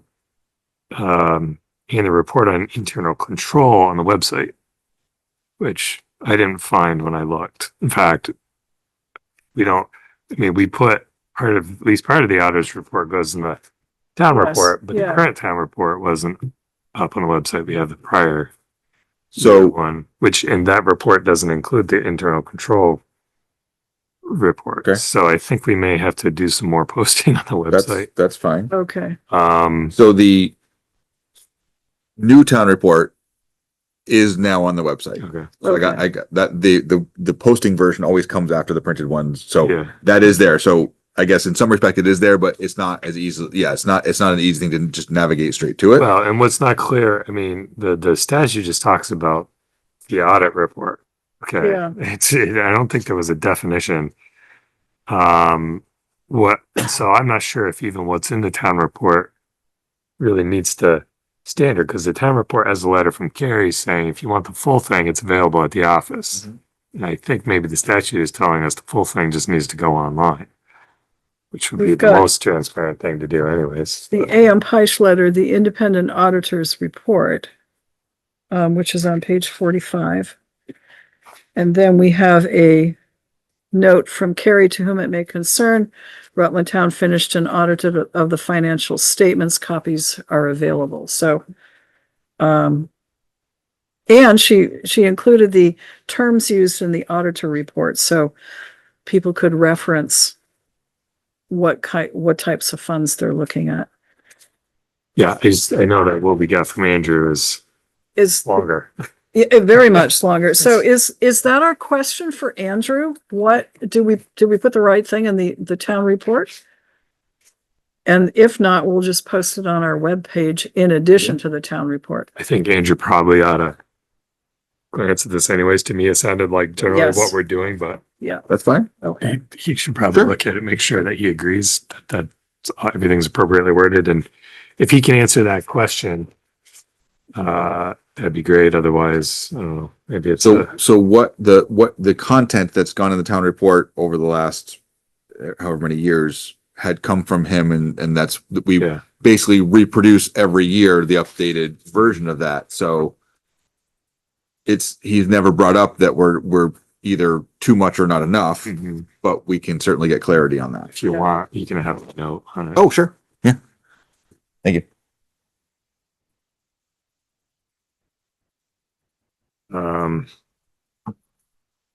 And a couple notes for the other one too, but Yeah, I do. So we're holding on 1A because we want Andrew to see it. Has Kari seen these? Yes. Okay. Oh, yeah. And is Kari okay with them? Kari's on still, if she would like to comment. I'm here. So Hi. the internal controls, I think that's one of the reports that Andrew said is not for public knowledge. I Right. think that's one of those ones that is just, what do we do that we can improve on? And I think that's just for us to look at. So maybe well, I it think could be like there's- taken out of the wording of that policy. what was the section of 1690 B? 1682. On the second. Oh, you said 1690B4. Yeah, so here's what the statute literally says. The legislative body shall post the audit report and the accompanying report on internal control over financial reporting on the municipality's website, if the municipality has a website. So it Huh. says. So So if you have a website, you can put it up, and if you don't have a website, you gotta do something else. Well, we got one. We can use it. Right. But All right, so Kari, have you read these two proposed? I have, it was something that Bill brought to my attention, so I didn't put as much effort as I should have reading them word for word, but it's something that we can certainly mull over and make it our own. So whatever suggestions you have, I'm open to them. We were just trying to Okay. find some things that we do as town of Rutland that are, that were applicable. Okay, so it sounds like, given that we want to check in with Andrew and give everyone time to read this, this is something that should go on next meeting's agenda. Sure. Okay, there was something.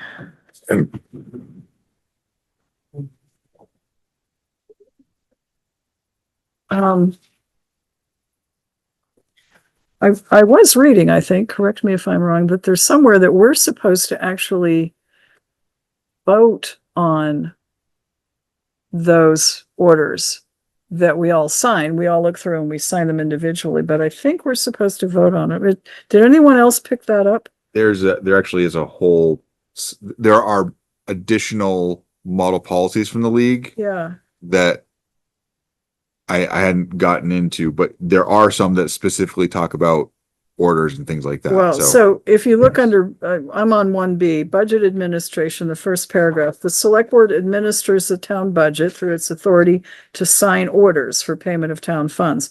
To approve orders, the select board must, by a majority of the total number of members of the board, vote to authorize the treasurer to disperse money. In order to carry out this responsibility, we must have timely and accurate information about the status of the town's finances. But that sounds to me like we should probably be voting on those things at every meeting. Doesn't hurt. I mean, Doesn't hurt. effectively, we were doing that by signing them, but we Yeah. certainly could add it to the order of business. That has come up before about I think it has. voting on that. Yeah. I think it has. So actually, we shouldn't sign those until after the meeting starts. And Correct. it would be like doing the minutes Separate, yep. and everything, if that's what that reads. Would you like me to grab the policy on approval of orders and see if that's something that would help? Well, I think this we ought is, to just make that change anyway, but yeah, I think we should just, so I'll entertain a motion to approve the orders presented by the clerk, other than that one that we're holding on.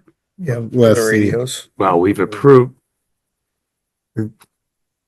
Let me make a motion to Okay. approve the orders, including the one that was flagged for the radios, but with advice to Kari to hold on making the payment until the radios are installed. We've authorized payment, but not. Motion's made and seconded. Any discussion? If not, all in favor, please say aye. Aye. Aye.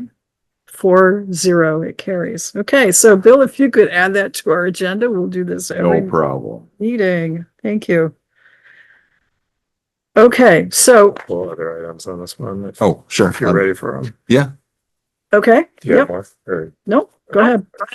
So under budget development and approval, second sentence reads, the select board will avoid proposing annual budgets that overestimate revenues. And I think we ought to say, or underestimate, because we have this issue with the 1% tax. Where, the point being, we ought to make good faith estimates of revenues. Why don't we say that? So yeah, we could just reword it to say, Well, Over or on that or over. we or could say the underestimate? select board will approve budgets with good faith estimates of revenues.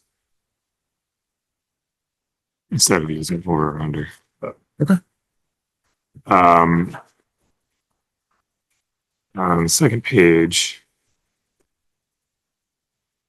So because I'm weird when I see a statute, I tend to look it up. it's the lawyer. It's a lawyer thing. Because I was wondering, well, what's this Title 19 about? Well, it's about town highways. But Okay. that section 312 was repealed in 2022. So VLCT is not up to date. So I'm guessing there's another statute somewhere that covers whatever issue they intended to cover here. Why don't we just put a period I don't after know where it funds is. and take out including the including 19 VSA 312. And I did read 1523 as well, and I don't know if anybody knows what the hell that means, so let's hopefully just never. You know, one of the things that Counter. we haven't done Yeah, is do, transfers between line items. that's true. We have We not. do not do that. We allow items, line items to be overextended. Actually deficit spent in order to keep a better record of the actual costs of specific things and not overspend the entire budget. We've done this for rec, fire, Mhm. police. We do it Police. for whatever. So if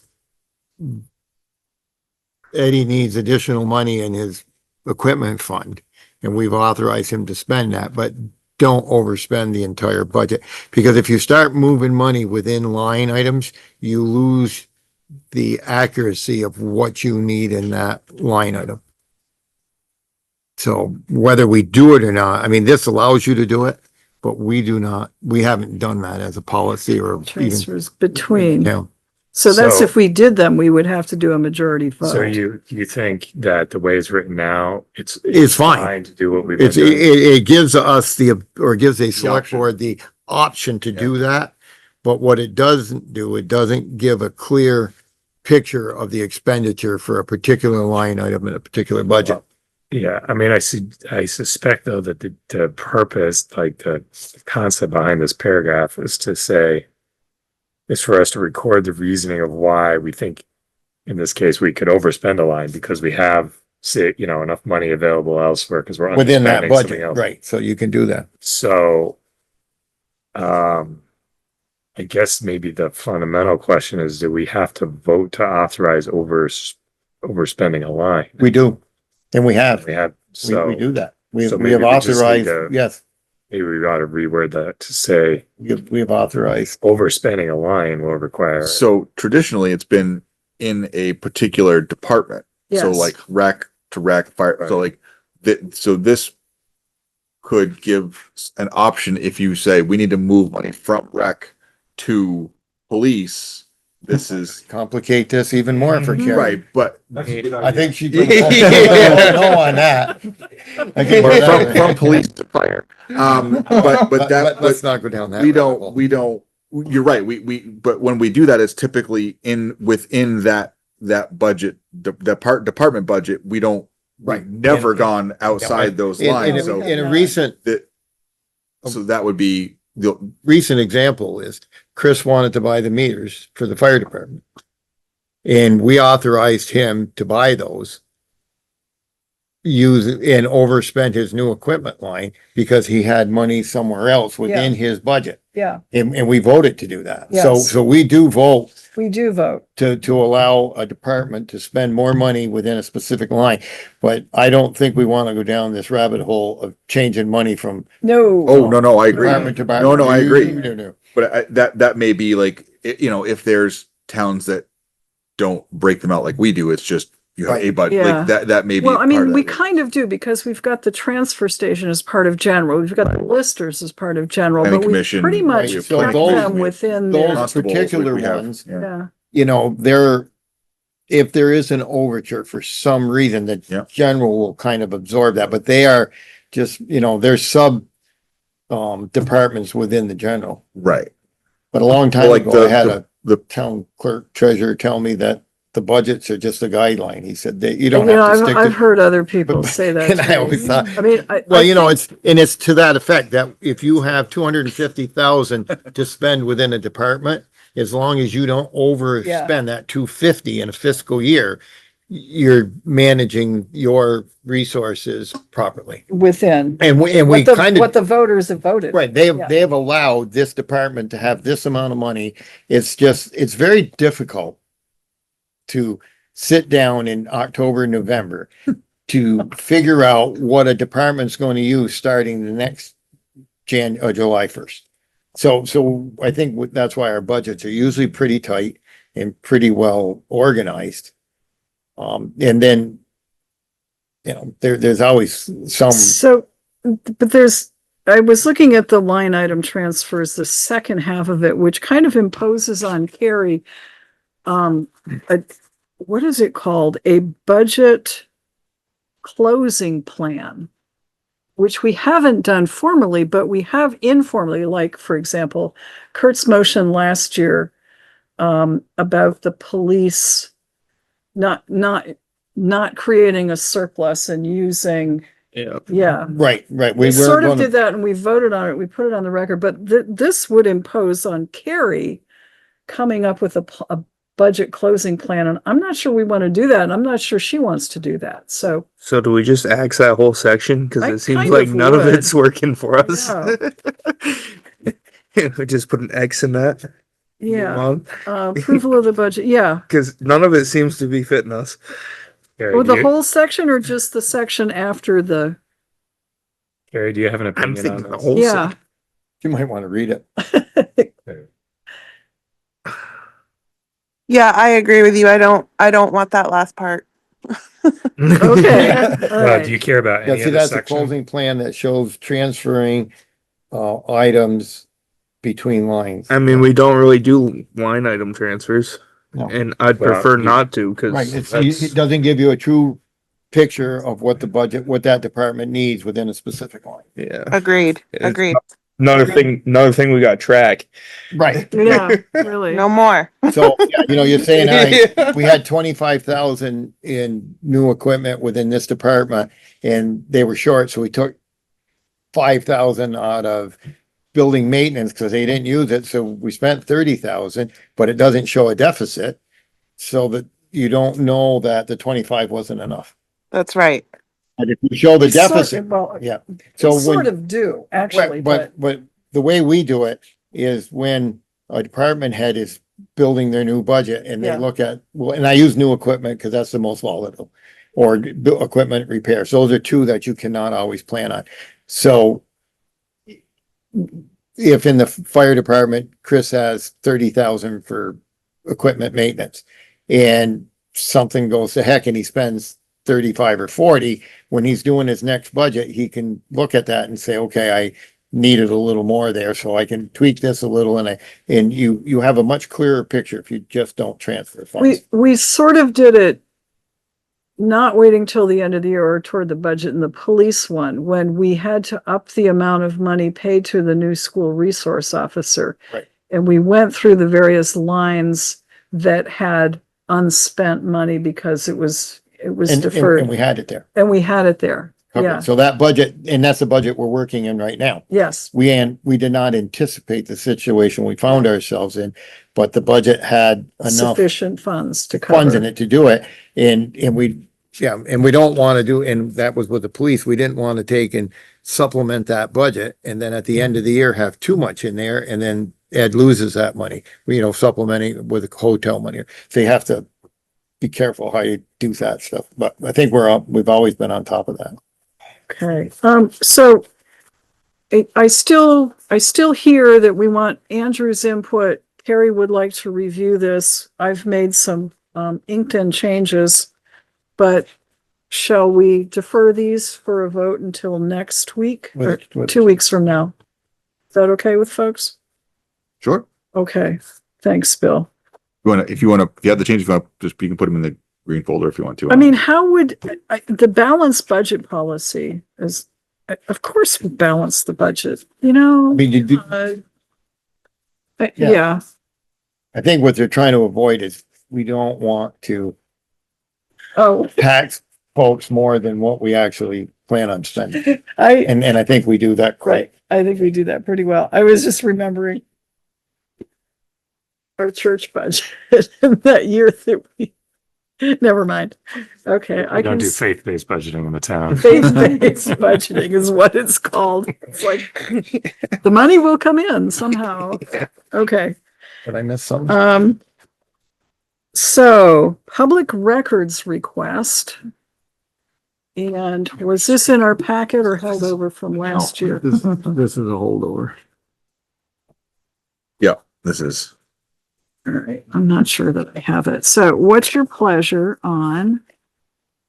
On page 4, there are some decisions that need to be made. So there's not a final draft for signature tonight, because Okay. you decide on, I had a couple of comments before that part. Okay. And one would be right in the middle of the first page, applicability, where this says this only applies to town clerk and treasurer. You know, the act applies to more than that, so I'm not sure why we would be restricting this. The act speaks in terms of departments, or agencies, I guess, which is not entirely helpful, but you know, I point out there can be multiple different agency heads, if you will, given a particular situation. So there may be, you know, records that are public records that maybe Bill is the custodian of, or somebody else. Does this be like, fire reports or police reports? Yeah. Are these a public record? yes. Yeah. And the police department gets those requests regularly. Yes. So is there any reason why this policy wouldn't apply to every department of the town? So this, I don't know, does this just apply to the records from the clerk and treasurer and not the other departments? That's what it says right now. on Yes, this that's what, figure. yeah. That's why I'm questioning. It should be for every department, I think so. all public record. This is, I mean, emails, everything's all public record. mhm. There a pay scale on There, That's your is- next thing. yeah, there is a thing for cost. Yep. Well, it says we can adopt our own schedule or we use this Secretary of State's schedule. And I think probably we ought to say what we're going to do and attach, I would attach it and have it with that written form, the request form. Yep. We'll know right up front what it's going to be. Yep.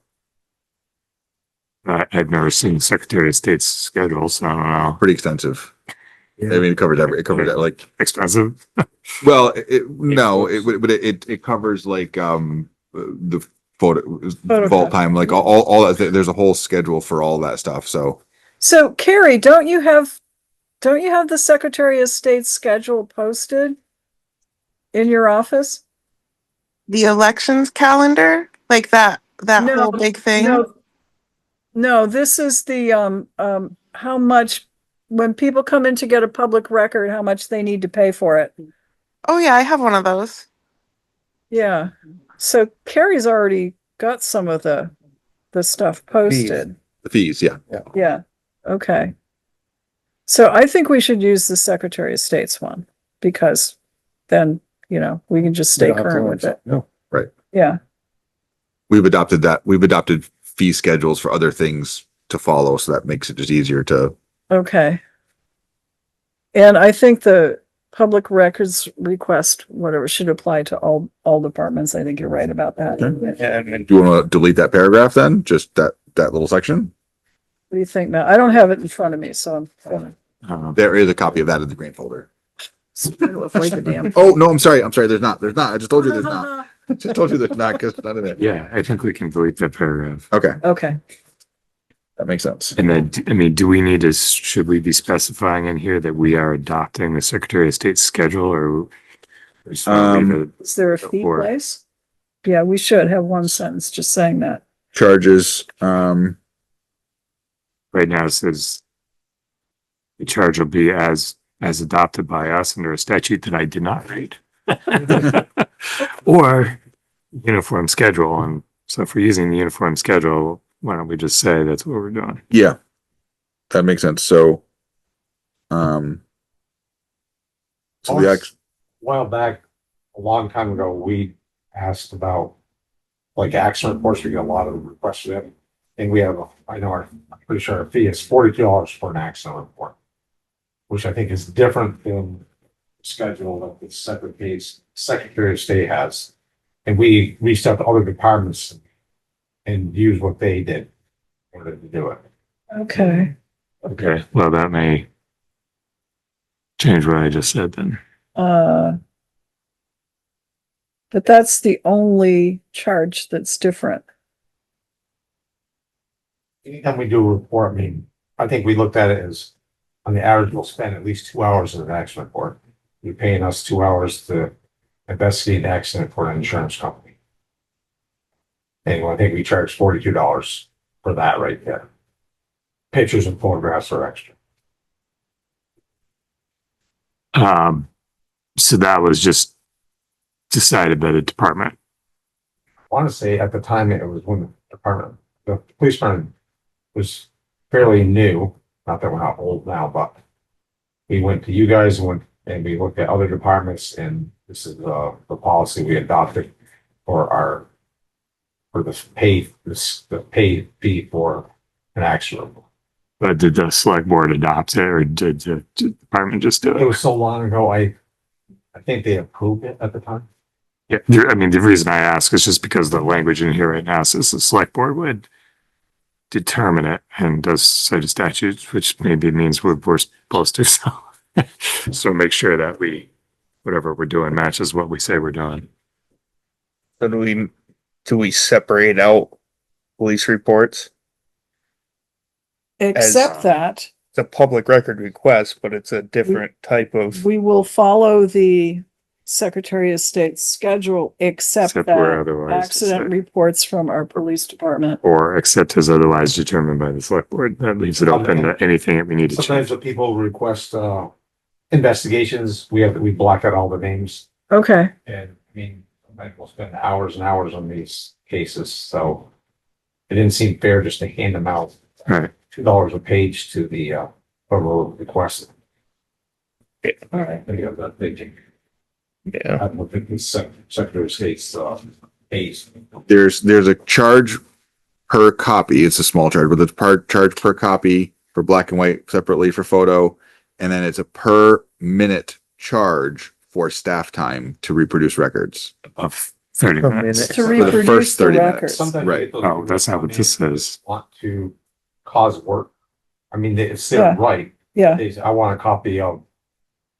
Didn't we have one of those and we talked about it We did, and we got them to narrow the request? yes. Yeah, okay. But this, I think this, that gentleman is now dead. Well, There was one particular person who was famous for doing this and wanting thousands of pages of. yeah, well, we just saved his estate some money then. Okay. so this right now says that time is only charged if it exceeds 30 minutes. Oh, Is there a timeline on it too, when they can get it? there is. I think it's what, 5 business days? It's Sometimes that's Or some extensions on it. One records clerk. It's not even, I have to hire somebody else or one of us to come in just to help her do But it. I think that's state law. I don't think that's any, Yeah, I think this was all parodying state law, but Yeah. what was odd about it this day and age is, I mean, I think it says something like, it's 5 days or whatever, if there's a reason for you need an extension, you can notify them and you get an extra, well, Jesus, you mail them a notice, by the time they get it, the time's expired anyway. So, I mean, it's a practical matter. I'm not sure what some of this really means, but are we at a point where we need to put it on next meeting's agenda because there are some unanswered questions?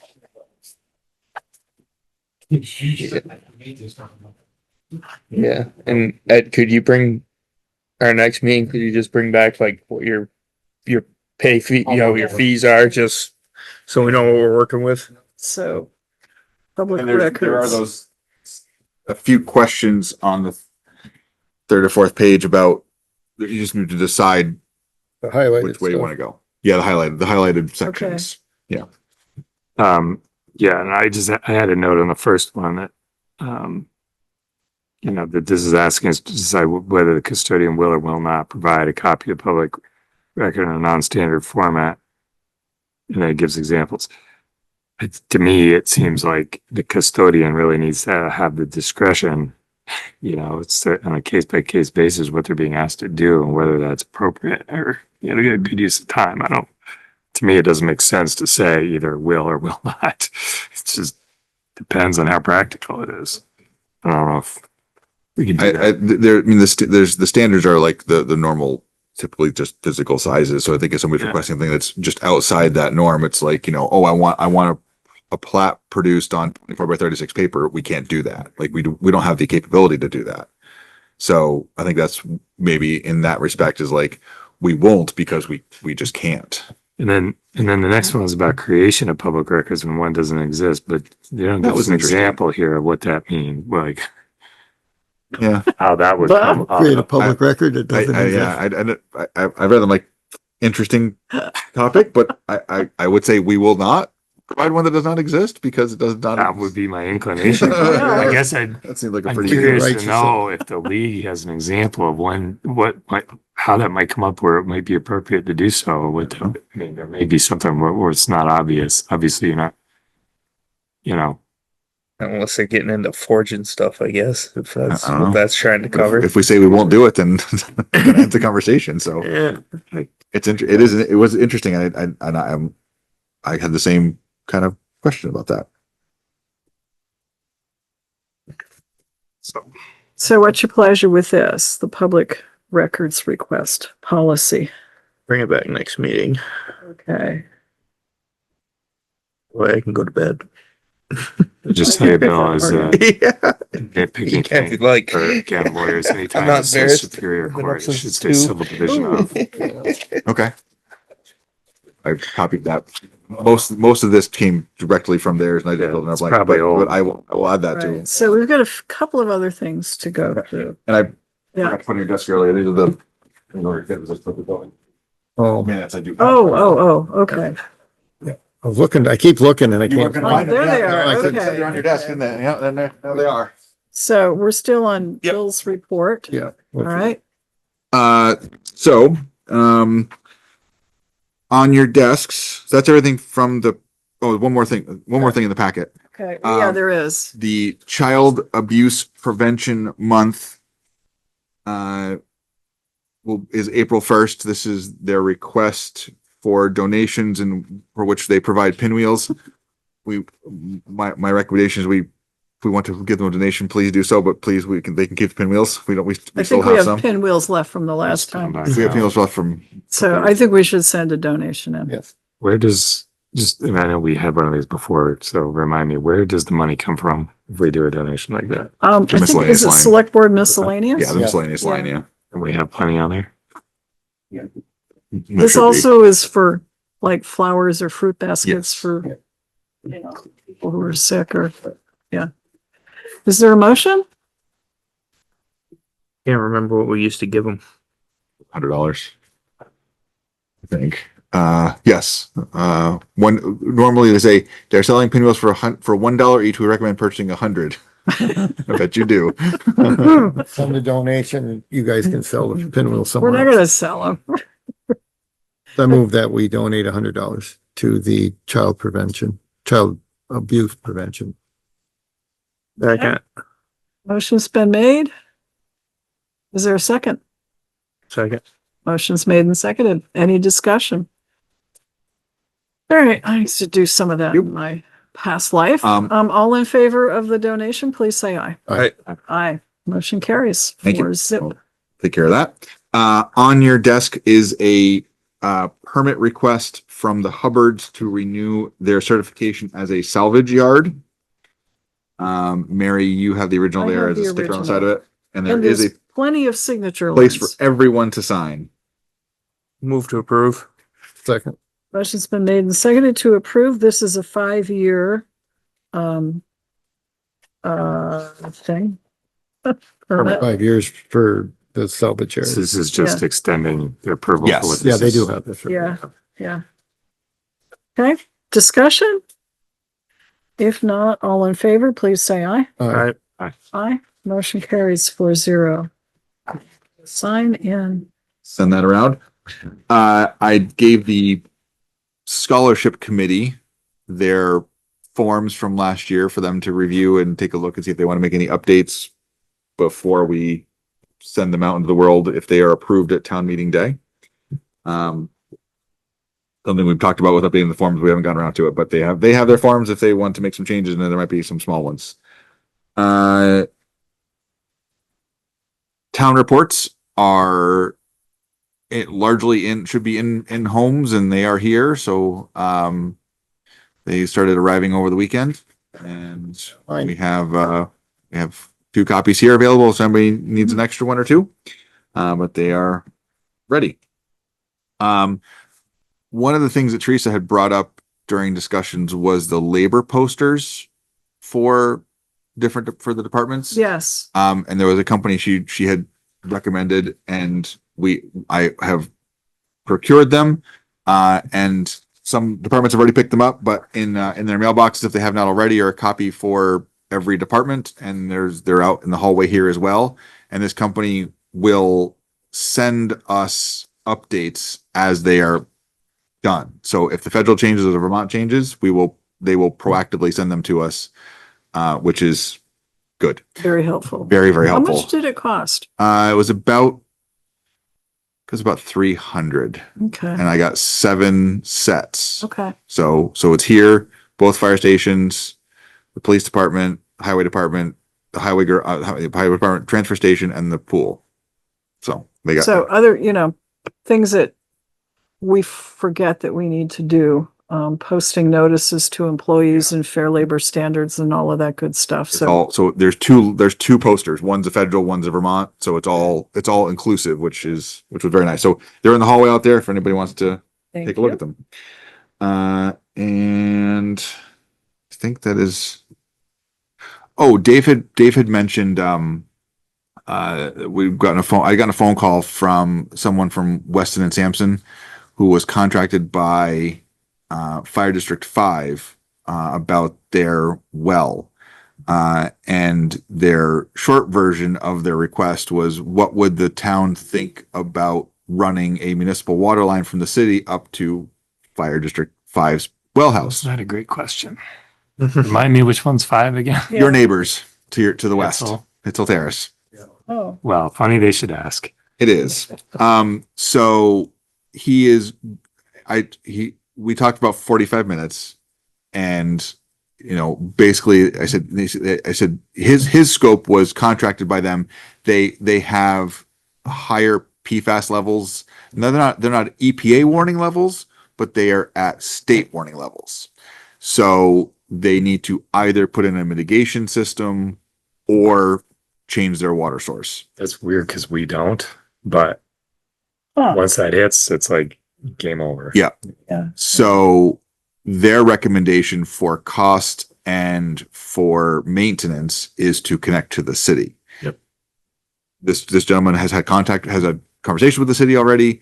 So there's some things that have started happening. And I said, I will I tell you this conversation, we've already had this conversation. So we kind of expected this to be coming, but that we would look at more of a global solution for the whole neighborhood and not just be like, let's fix this one. If we're going to put up water up there, we'd probably be interested in putting water all over. So he is going to come to a board meeting, and I strongly suggested bringing people from the fire district along with him, probably in April. Okay. So they'll have a thing, but they're looking at different possibilities for water line routes. There's different options there and what they're going to do. So we need to facilitate communication on this with District 6 Prudential Board, but also probably with the city, because you got different people now that are talking to the city. Yes. The city's got a committee that's talking. So when I talked to him, he said he couldn't really deal with any other ones because he was contracted by the fire district for this project. Sorry, who is he? He was from Weston and Sampson. It was an engineering firm in Burlington. So he's been asked to do what exactly? Fix their problem. There's only one fix. There's 2 fixes. They can put in a treatment system, but the long-term cost of maintenance is extreme for the size of the system they have. Some of those fire districts up there have already connected to the city, but they've done it on their, well, It stops at Killington. It stops at Carmel Place. well, Connor Drive's the only one that comes to the city, right? yeah, Connor Drive, But that's over on Gleason That's Road. over on the other side. right, but I'm just And saying they've When already, he had said, he talked with the city says, yep, and we want to run a water line from Gleason Road, downtown Land Road, and down Killington Avenue. I'm like, well, that's a whole different conversation altogether, because that's a yeah, they're massive trying to project. loop something up there. I That's, think. it would be a loop, Yeah. absolutely, But which that's what makes they're trying to sense, do. but that's Right. so Well, if this that covers Yeah. a bunch of neighbor, covers, because there are Mendon neighborhoods up there that Yes. could hook onto that. There's Yes. Eastridge. They've got a all that. problem on Gleason So- Line, Gleason Road, with that being a dead end. Yep. Right. Yeah. And they got a problem on Grandview, I think, as well. And so if they They're trying to loop make a that whole loop and thing, get it, It all would of be. those neighborhoods could hook and on. they're getting almost to the reservoir level. You know, What you gotta understand is if the city runs a line, it's a city line and we So don't that get was a one. topic that came up too. He's like, well, the city talked about, owning and maintaining it. I'm like, that's probably not going to be a thing. Yeah. What he did say though is because there is a PFAS contamination, there is a 100% loan forgiveness plan for this, for a portion of this too. So Boy, we were trying to get that I 5 said, years ago. you had us at 100% loan forgiveness. Like, And that's what so was suggested to me by some city folks was that the town might have a better opportunity of getting into that. There might be more money available for us if we build it. That would be Yeah, 100% forgivable and- because they've already come, if you will, forgive the pun, to that well more than Oh. once. but that goes back to what Robert Clark had come to us Yes, about this yeah. and said that there were some programs like this. So I said, I'm happy to get this from you. I said, we have had this conversation. This is not going to be a shock to anybody that you want to do this. Their timeline may be a little more accelerated than Yeah. we're prepared for, but in the same respect, maybe it's not. So their plan, the best case scenario for them is to run a water line to their pump house and use their existing distribution to go out from there. They would put a storage tank there and use their existing pumps for the pressure because the pressure would be nothing up there. I mean, it's not gonna be good. So, but that may but I be, said we'd want to talk about that may be because there's multiple fire districts almost in the same predicament. Yeah. It might be time that they start talking to each other and get some kind of a unified plan because if the city's gonna, or somebody's gonna run a water main, let's make sure it's the right size. right. So I did tell him that Adequate to- we're going to be the topic of hydrants will probably come up, and he's like, "That's outside the scope of this." I'm like, "I understand, but that's going to come up. But- Like it's still going to come up." So this is so so we don't know their timeline My about concern now is they're going to say, we're going to build an emergency pump house to come up a little bit over the line from the city coming uphill. They're going to do their project and then everyone else will be left. And then when we want to do the rest of it, they're going to say, well, we already did ours. right. So he and I talked about like the routes, where there's water mains, and there was a lot of discussion about that. And then going up to Victoria, it's not that far to go in a straight line from where they are in Hitzel to up to Victoria to where that is. So I said if this may be something we want to look at as a larger scale, maybe in stages, but we want to plan for that larger scale to happen no matter what. So it was a very good conversation. He thanked. I spent quite a while on the phone with him. So he is planning to come to a meeting probably in April. So do we then take the opportunity to bring in other affected water districts? Well, I mean, this is a much larger scale No, than, he's constrained because he's got one Right. client, but so this is kind of like the Post Road thing, is we had Yeah. one house that needed it, so we extended it to the ones we could. So Right. if we're going to do this, let's look at the need for the area and say, okay, so if the entire north side of Killington Avenue wants to connect, what do we need? Like, I mean, that's the reality of where this is going to go, is that, I mean, we've had, that was where that excavation permit thing came up, is because we had a contractor digging up all over on that side of the development for fixing connections. I mean, it's there's been a lot I of don't know, maintenance. but to do. Some of that their infrastructure up there is may be getting old. worse over there. Right. I don't Our know. side, our infrastructure is. I don't know. I think The his most is- efficient way for us to do this is for them to keep their fire districts and we supply the fire district. Yeah. We put a meter in their pump house. We sell the fire district water and you let the fire district deal with their distribution network and their billing. so our- what's our part? We get the, We we get get, the pipe? We No, build the, no? We sell them water.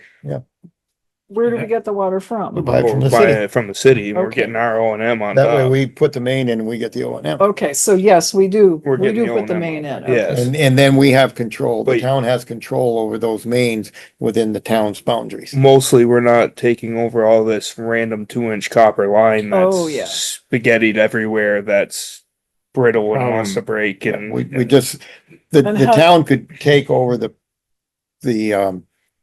Mains. the wells. Yeah. So to speak. Most of those are all undrilled wells, which are problematic. So the town would take over the supply going from drilled wells to a water main supplied by the water from the city. Yeah, I know the And- issue for Victoria and Sunset is we have good infrastructure. So you can, my understanding is, hook on basically different neighborhoods and you're good to go. But part of the long-term issue with these fire districts is you haven't got the volunteers that are willing and able to put in the time. Absolutely. Part of the motivation to get out of the water business is to get out of the water business. yeah, but we have absolutely. to, Rather we have, have to take that in steps, because if we start running water mains in neighborhoods, NFPA is going to require us to run 8-inch mains You gotta be in with a hydrants. 8-inch mains. So Wow. none of your infrastructure is any good to the town. it depends on where you are. I think, and I mean, we haven't got very far with these conversations, but I think our understanding was the city thought that ours was fine as is.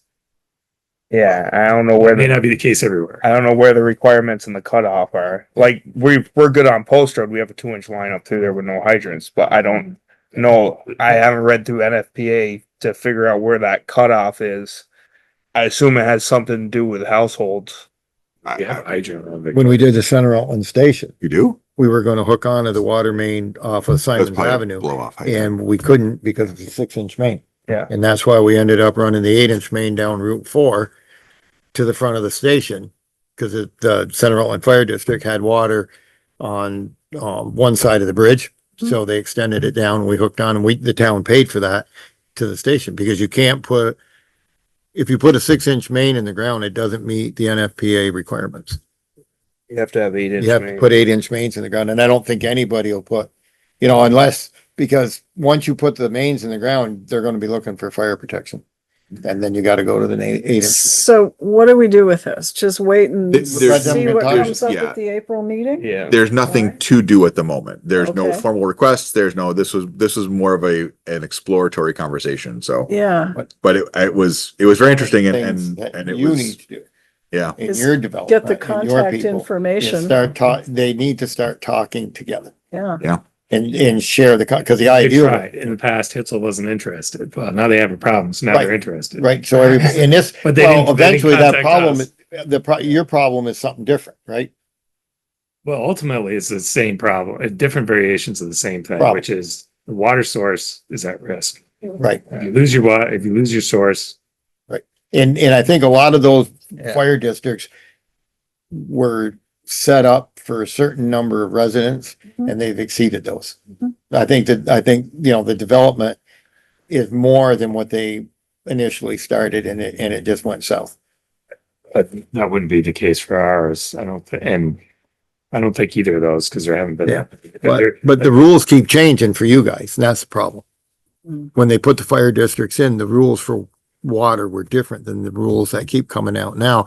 And for you guys to try to meet those rules Reg- gets there were a lot of harder. The regulations, yeah. regulations keep getting harder and harder and harder to, That was a big part of Fire District 1. right. That was their decision. So, all right, so. And let's see if what I might happens. just add something real quick. Oh, yeah, hey, Dave. I'm still here. Yeah. If they've got PFOAs, it's in the ground. It's not segregated to just Hitzel Terrace or Victoria. It's in there. If you don't have it now, you will have it. It's coming. Yeah, that's why I'm surprised because last I heard not long ago, Victoria wasn't near the standard. So if they have it, then maybe our next test will be bad too. And then you're SOL at that point. I mean, there's Yeah. nothing you can do. I mean, drilling, even if your well failed and you drill a new one, it's not going to do anything for you. Right. So, and so the state is really telling us your only option is to connect to the city. You have to go talk to the city. Doesn't matter what solution we propose. Their answer is talk to the city. Yeah. I mean, there's a lot in our neighborhood that's got water supply separate from the existing well that apparently is more, it may have more capacity than the existing well. And we said, can we hook onto that? No. Can we hook onto it as a backup? No. You have to wait until it fails and then maybe we'll let you drill to it. I mean, it's just, they're shutting down every possibility. They just say, talk to the city. So Yeah, the thing is, they need to talk to the town because it's going to be our water lines, our water mains, our O&M. Yeah. And it's city water, but it's going to be our infrastructure. So you have to approach that the right way. Because when it comes to the point where the city comes to us and they want to put their water mains under our roads, then we get back into a Carmel place mess. And all the city mains run through Northwood. And they're all, you know, all those That's right. mains run down through there. Yep. And we have no say in them. So we Okay. avoid those kind of Well, things. that'll be something to look forward to. April. All right. We still need to do the building committee report. Do we have anything else with you? That was everything. I will mention that we did all receive a copy of an email from Jim Hall concerning his recommendations.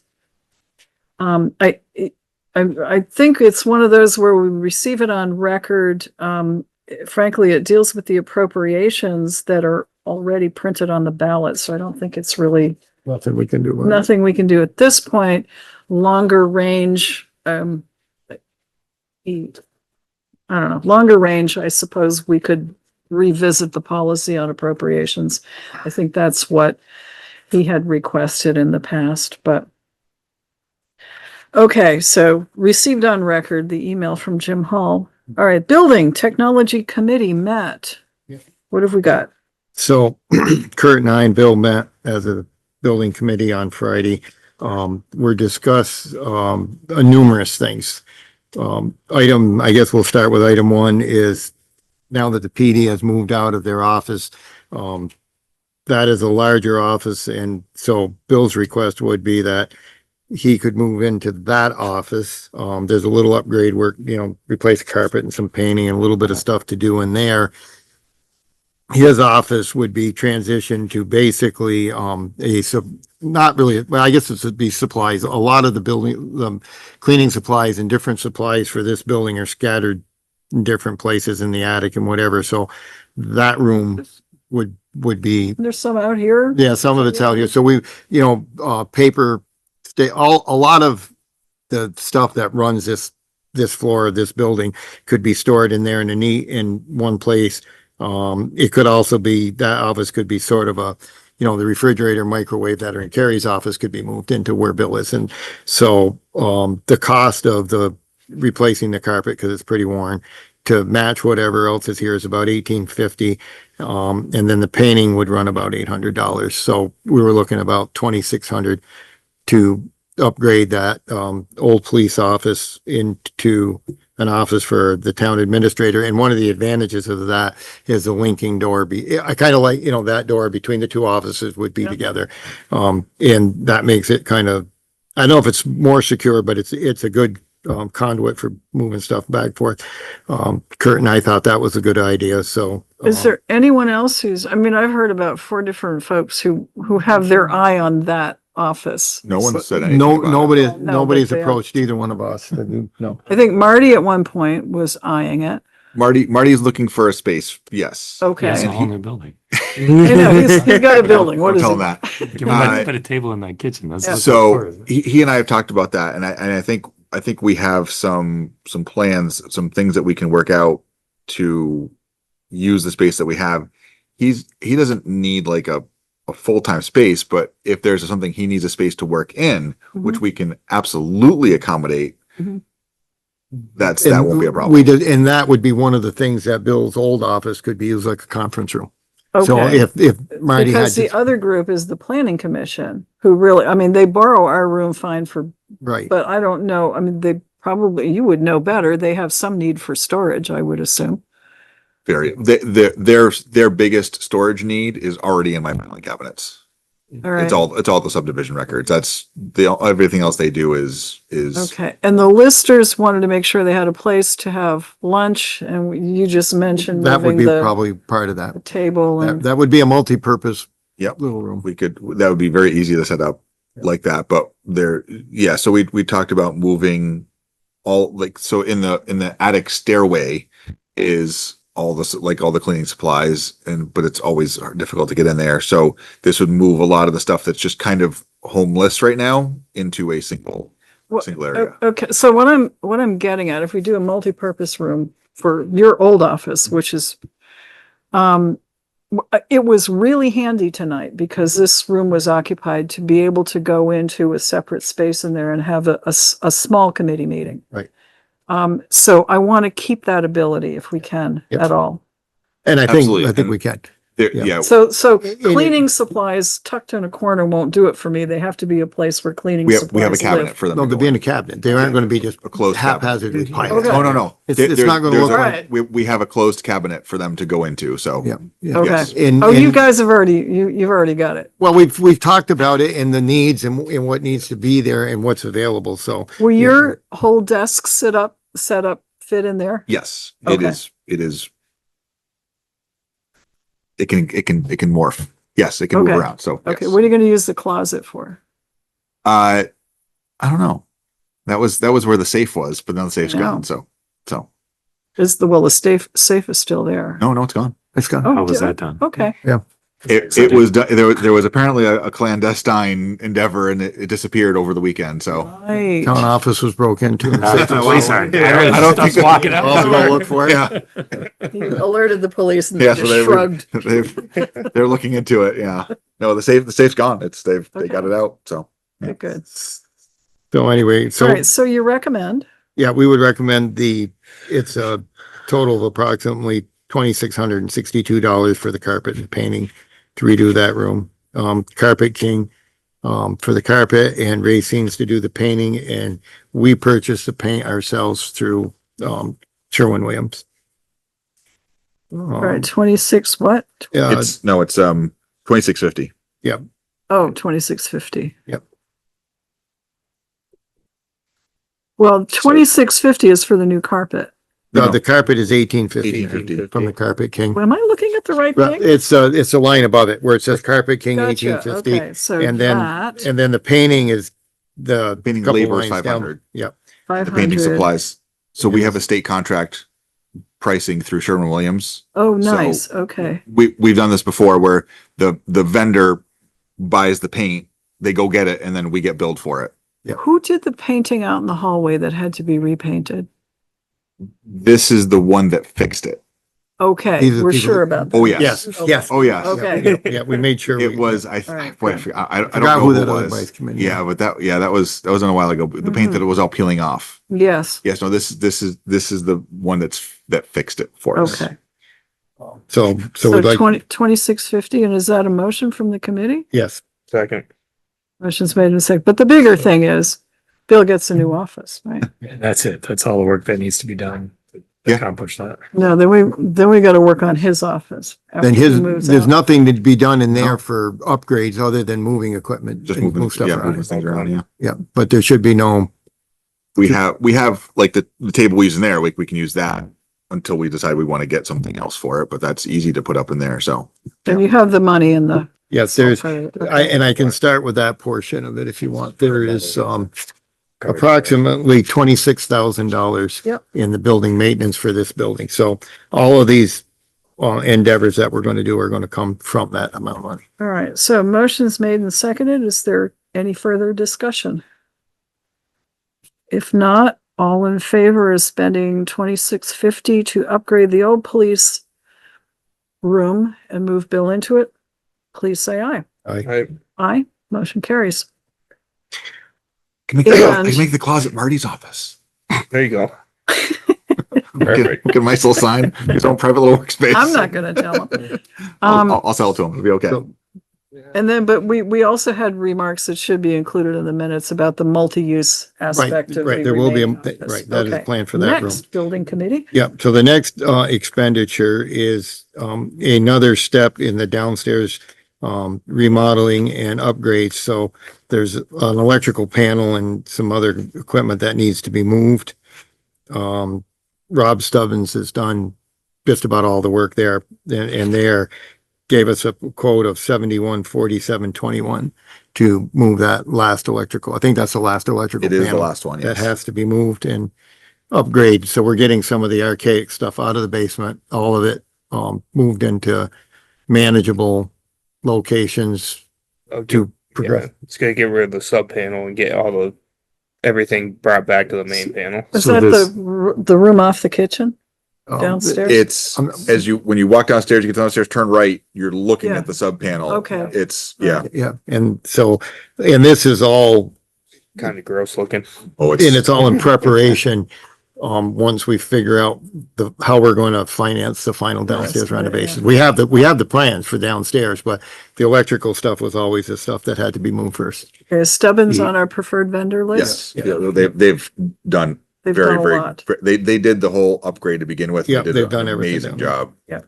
So So we would the- recommend that expenditure. The 26,000 is the annual budget line. There was 40,000 in the budget for this building for this year. 26,000 remains for Yes. this. Remains, So, right. I mean, there won't, if we do all of these things, there won't be a whole lot left. So There'll be if just over 6,000. 6,000 left once we get done. 6,500. Yeah, something about bad 60. happens. Is that the line you're going to for? Basically, the only thing comes out of there is right now is the cleaning.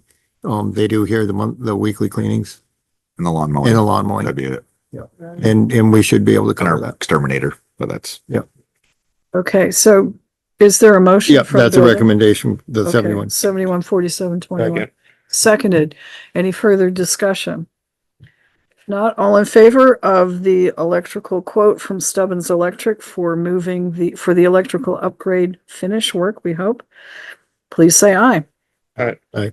Aye. Motion carries. And then, so, More money. yes, well, you know, This is fixing another problem, I understand. so we have the issue, with the not specifying the, locks for the new fire station as being compatible or the same as what's at town office and the center Rutland station, that part. So what we're proposing is that the 5 electronic locks that are in this building now be upgraded to a newer style. They'll be the exact same locks with the ability for access with a key card, which we can print. So the employees won't have to punch in a code. They can just use their key card. So the locks will, That's like a step backwards, because you forget your key card, you're screwed. your Open a employee, keypad also. well, you'll have your ID, but It's got the code and then it's got a reader on top. it's got a reader on it. So you just, So you could do either? yeah, you can do All either. right, because I will lose my card. Right, right. That would, Um, render. So the people that are in and out of here every day, would just have their ID and they could just, Okay, it's like that. So in this building, there are 5 electronic door locks. Those 5 locks that are here would be removed and repurposed. 2 would go to the highway for their personnel doors. And 3 would go to the new fire station. Those locks are identical to the locks that are on this building. Well, they would be because they're here and the 2 at, center station. so these are programmable, so you can put a bunch of individual Right, passcodes in it. and they also track the use of the codes. So you can track who's in and out of the building, their time and date stamped, and the other thing is they have the ability, if I'm right, to be remote, edited. These will, yes. Yes, and so The ones here as opposed to the ones So that all you're of them will moving. be. So the company the company is called Alarm Lock. They have recently updated their back end software to allow it to be a web-based program rather than a local-based program. So right now we have these locks here and at the fire station in Center Rutland. The only way to program the locks is to physically go to that site and log onto a computer at that site. And then there is a now, and that's, there's now a system where we can access it, or I can access it from a computer and update the locks as a whole versus individually at individual sites. So it eliminates the need to have a computer running at a site also to work them. Right. So Do these locks function if the internet goes down? yes, they do. We And only the lose electricity goes off. they are, All our they are, buildings No, are we have a generator they are- backup. I know we have a generator. the Battery up. the locks themselves are battery powered. Okay. The only thing we lose the ability to do is to program them. Okay. So, but We've had it's, these logs for what, 7-8 years? It's been Yeah. a while. Yeah. Oh, they've They're been, good logs. yeah. Yeah. And we talked about like the problem we had with the inside locks being outside. So these are all outside rated. There won't be any issue with exposure for them. So there's one here. Yeah. Into the old police There's room. front door, Yeah. Carrie's office, Oh, 2, 3, back door, 4, this office, 5, and the basement. In the basement. 6. Okay. Like, so Gotcha. this remote programming feature is only gonna be on the new ones that would be No, here. it will work across all of them. We could, this just came out like 6 weeks ago. So the timing was good. So it's gonna work with these old It ones when will, they get. what we have currently is compatible with that. Yeah. So when you're talking about redistributing, so you said 2 would go to highway. Does highway have anything now? yes, they do, but they're just a. Same problem. They all share a code for the Yeah, door. It's like a Home Depot Schlage type lock. That's right. there. They're- I Okay. used to have that code to get Oh, into highway for right. some reason. Yeah. Yeah. It's changed a few So times. each town After those employee. firefighters left, they changed the code again on the door. So Yeah. I don't blame them. So Yeah. Don't want them Say- back yet. No. 3 for the fire department. Now again, so they Yes. just put some on there, right? But they're just Yes. not compatible. Right, because, they are because as a town, They're a Schlage. they're a good lock.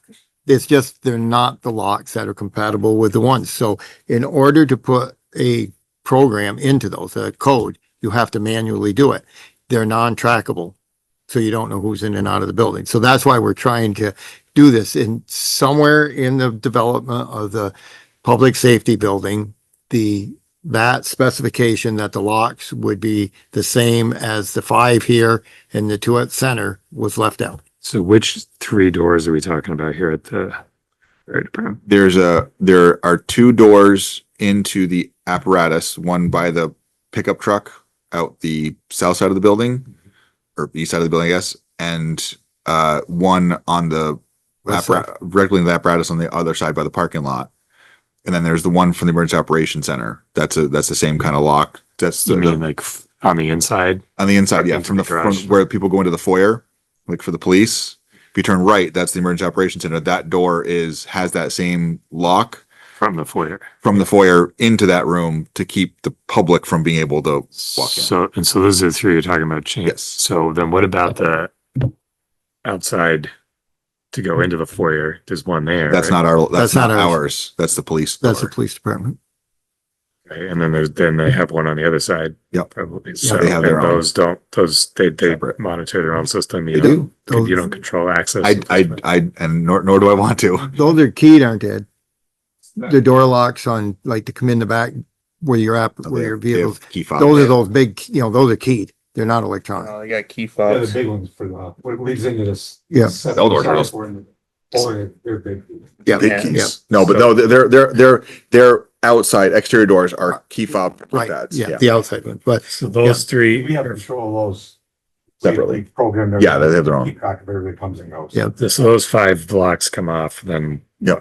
we chuck them, or can they be used? No, for no, anything, no. Or, No, the fight we would Oh, the 3 that are at the fire old ones. station. oh Yeah. those, we'll hang on to those. We're talking about hanging on to them. Just They're not bad locks. They're not right for the situation they're put into. like Mike Rowe might need one at the Right. pool. Dell Yeah. transfer Well, that's- station. right. Yeah. Tran- some place where you don't have transfer station a might lot of need it. traffic, would they be fine? Or a So- lot of, that bathroom you're supposed to study. Yeah, yeah, that one. That's right. We're getting All right. Personally identifiable every time you go. We're getting there. So, Baby steps, baby steps. so the cost of those Haven't had one in locks 30 years. What's another is 2? it's 94.77.99. okay. Is that a The, motion? yes, Is there a second? Second. Discussion. the installation will be provided by an expert locksmith. Bill's father-in-law. Oh, okay. So he's going to, and there, whatever, I don't know what he'll charge us to do that, but there will be some charge. I wouldn't expect him to do that for nothing. He's the one that installed all the locks here to start with. Yes, he's done all of So this. this is Royal Group. Are they preferred vendors? They are. Yes, Okay. and They know I've talked to Agnes. She knows she's providing hardware. She said, I will hand you the boxes, and we're like, perfect. So Okay. yeah, no, we're all in alignment. Okay. Yep. All right. Discussion or anything else we should know before we vote? Righty. All in favor of the motion, please say aye. Aye. Aye. Aye. Motion carries 4-0. All right. We just Okay, now- spent a bunch of money. Money that we budgeted. Yeah, It yeah, is it was. included and it's underneath the, yes. It is. It's I think that'll all, come- yeah, all of the above to come from the and that's all maintenance coming out budget of the, line. Okay. municipal. Oh, there's a building. backside. More There's a opportunity to little more, spend? but I don't think. Yeah. Oh, a little bit, but it's okay. All right. Good thing. Yeah, and then so there's each lock has there's a maintenance fee or a user fee per month.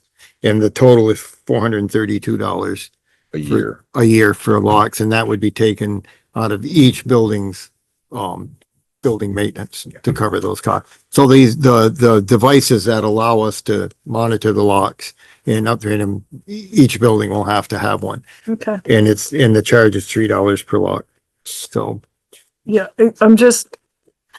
this might be one of those little things that we'll want to keep in one place in the general budget rather than split it among because somebody could forget. We But could- just a We can thought, I add it mean, to software.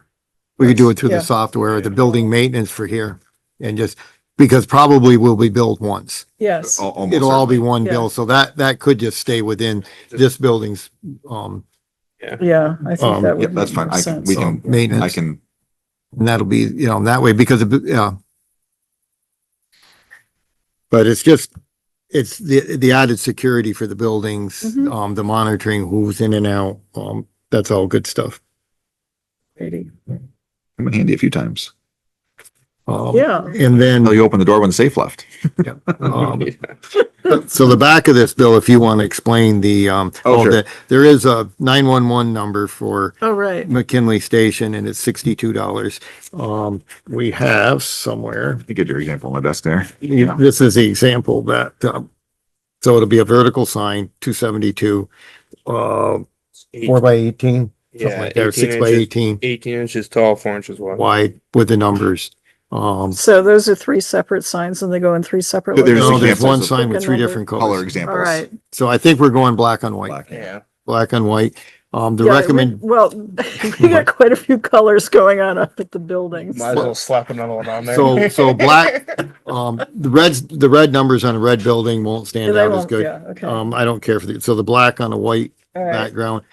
The recommendation would be that we have Awesome Graphics make this for us for the $62 and ask, VMS to install it on their building or, At no charge. well, whatever it is, because I don't want the Their town going building. up and making holes in that building. Okay, so that's a motion. Is there a second? I'll second it. Kurt made the motion this time. There Okay, it is. all right, very good. Any did. discussion? $62 for our E911 number. All in favor, please say aye. Alright. Okay. I think- Aye, yes. And Motion the carries forward. format correctly corresponds to our ordinance. Right. The ordinance For specifies size, how the signs color, have to be and what yes. they're supposed to be. So we followed that. Where that's coming from. Yeah, where's Capital 62 maintenance. bucks? Who's, no. Talk about it. Building maintenance, Yeah. we'll take it out Yeah. of the fire department's building Sounds great plan. maintenance. Public safety building. building. Public safety building maintenance, whatever.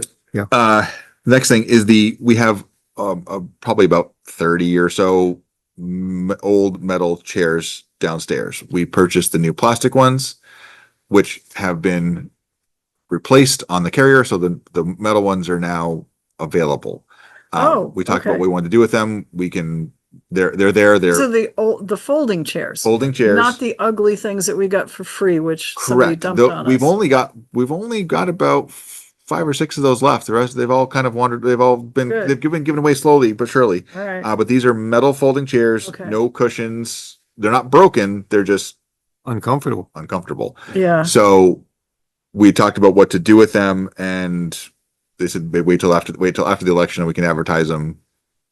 Or put a Yeah. sign Whatever. down there and Yeah, say we free. talked about putting Nobody some, goes in. Oh, you could do it Putting for some the out there. election. put some out there with a free sign on it. Yeah. We can put if we can advertise it whenever you like. And we've got the open house that we'll need to do at the new public safety building. We could have free chairs. There are. given away. There you go. Speaking of which, didn't we over order something by We accident? did. Yeah. Did So- we resolve all of that? We some of those additional seating options have been transferred to the new building. Okay. So there's some up there now that we can Okay. actually use. So yes. So we have made the best of a bad situation. Okay. We There start would- pulling out some of this stuff that we're not. We gonna do. had talked about returning them, but it would have been a complicated process.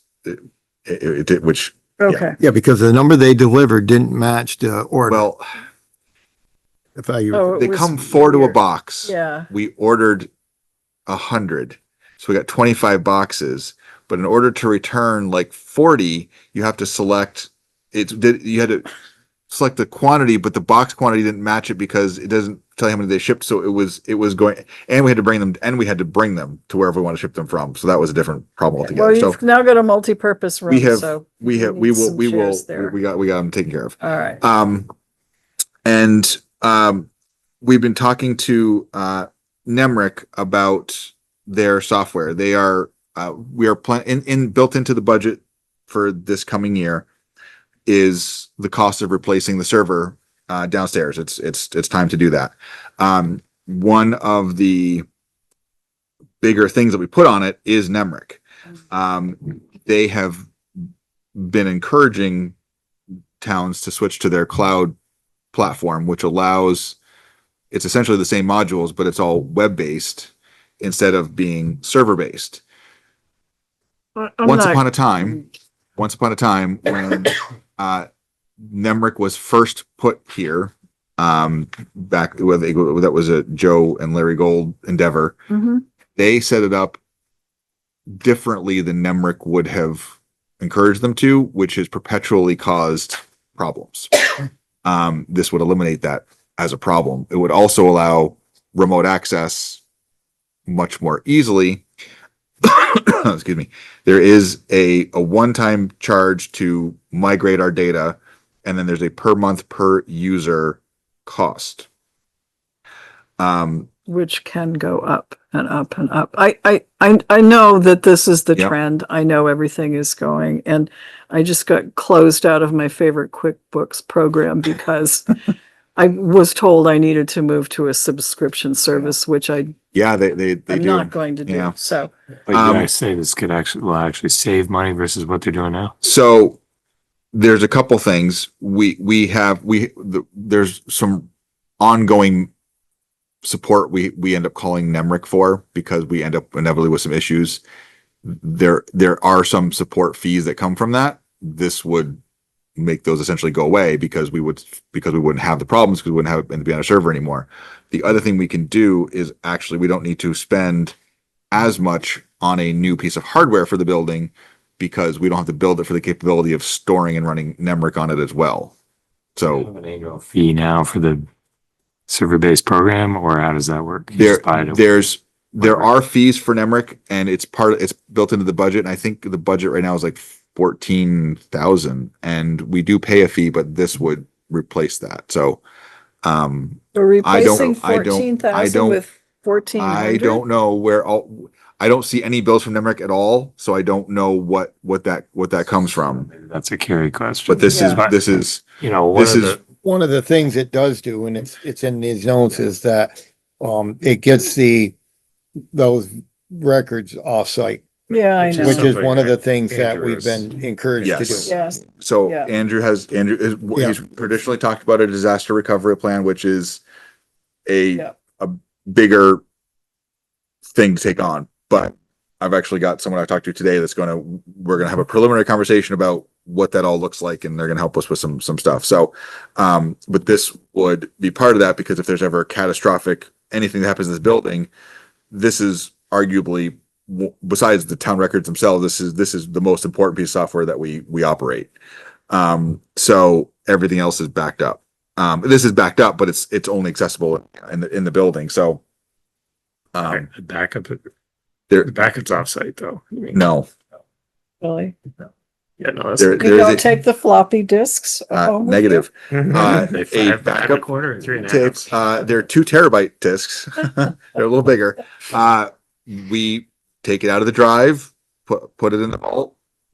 We switch it with the tape. We have 5 tapes, one for every day, and we just rotate them. So there is a tape in the vault right now. So if there was a catastrophic event in the building, we would lose what we did today. Right, yeah.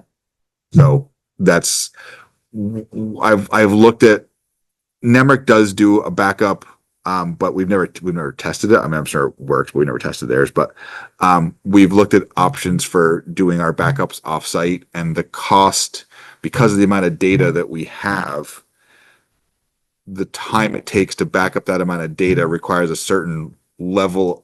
We need a bigger internet connection to another site, which at this point would be the public safety building. But in order to get it would cost us like $1,000 a month, and it just doesn't make sense to This do is that. continuously backed up to the cloud. Yes, it's not stored here. But then your IT people will tell you, even if you have that, even if you're on a cloud-based system, they still want you to have a backup because yes. you're ransomware or whatever. That would be a discussion to have with Nemrick. So this is something that we've looked at. We don't need to make it. We don't need to make a decision right now. But it is a good plan. It is the way things are going, and it's the way we're going to want to get there. But this is we can do more research and get some of that information. I mean, Matt's raised some questions Yep. about the backup to the. Yep. Yeah, and the 14,000 versus. Yeah, so we'll get That's some more clarity on interesting. what that Yes, where that please. actually comes from and what would actually change. So, but it would help with some of the ways things are interacting here, because we wouldn't end up with some of the problems that we're. Is our server upgrade scheduled at this point, or are you in the process of figuring out We what have exactly not is going in? purchased it yet, because the money technically is in the next budget. It's not in the budget right now. Oh, okay. So we're planning for the person that was going to help me do it. We're planning for like a September, October-ish time frame. So, the more we know going into it will affect how much we have to build this thing for. Some of this stuff would be done prior to the change, so we need to have that in place. If we decide we're going to go with Nemrick on the cloud, then we would not have to worry about putting it on the server to begin with, which would be the best case scenario. Yeah, I think that's probably right. Yeah. Because we've made these motions and decisions, I think after Kari signed off, would you make sure that she is aware of these things that we've agreed to pay for from the building committee? Yeah. Thank you. Yeah. I had in the past sent her an email, and there's got to be a better way. Sticky note on the door. Well, there's Well, that. we're Is that? spending, I mean, these are just normal Well, expenditures. that's true. We're not spending. It's We're not not, capital. we're not taking. Yeah, we're not You're doing right, any, okay. and so when we discussed this the other day Mhm. about doing this, and our thoughts were that we could hold off on buying like the locks or some of this stuff and then do it out of the capital improvement, but that's just kind of taking this money, you have excess and Got it, yeah. so we might as well spend it, otherwise we're gonna roll it and this is less complicated than keeping track of the Yeah. capital improvement Yeah, funds. I agree. Okay. We thought this would be a good way to do it. Is there anything else from Bill or for Bill? And that's the end of our report. That's the end of it. Well, that's good because we ran out of money almost, so. And we've gone through everything. Are there any other new items? Nope. Those are the committee meetings. We had the fire committee just before, and then we had building. There's the project list where almost we can take off. Maybe, we'll have a celebration. public safety building. I think that one's gonna go pretty soon. Yeah, I think it's um, pretty much done. We have no reason to go into executive session that I know of unless anybody else wants to.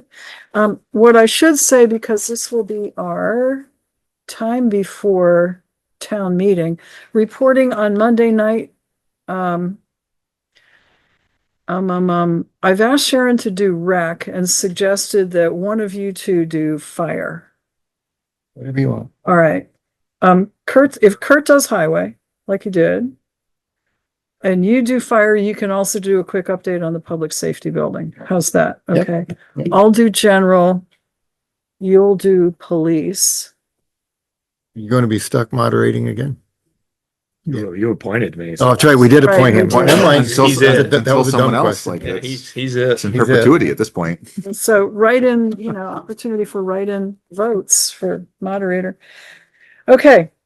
So we're all good on that, and we should keep it short. I mean, I think the school board was a little aggravated that we went on longer than they felt we should have. I think just, we go through those budgets and you try The to budgets. go as fast as you can, but Yes. there's always questions.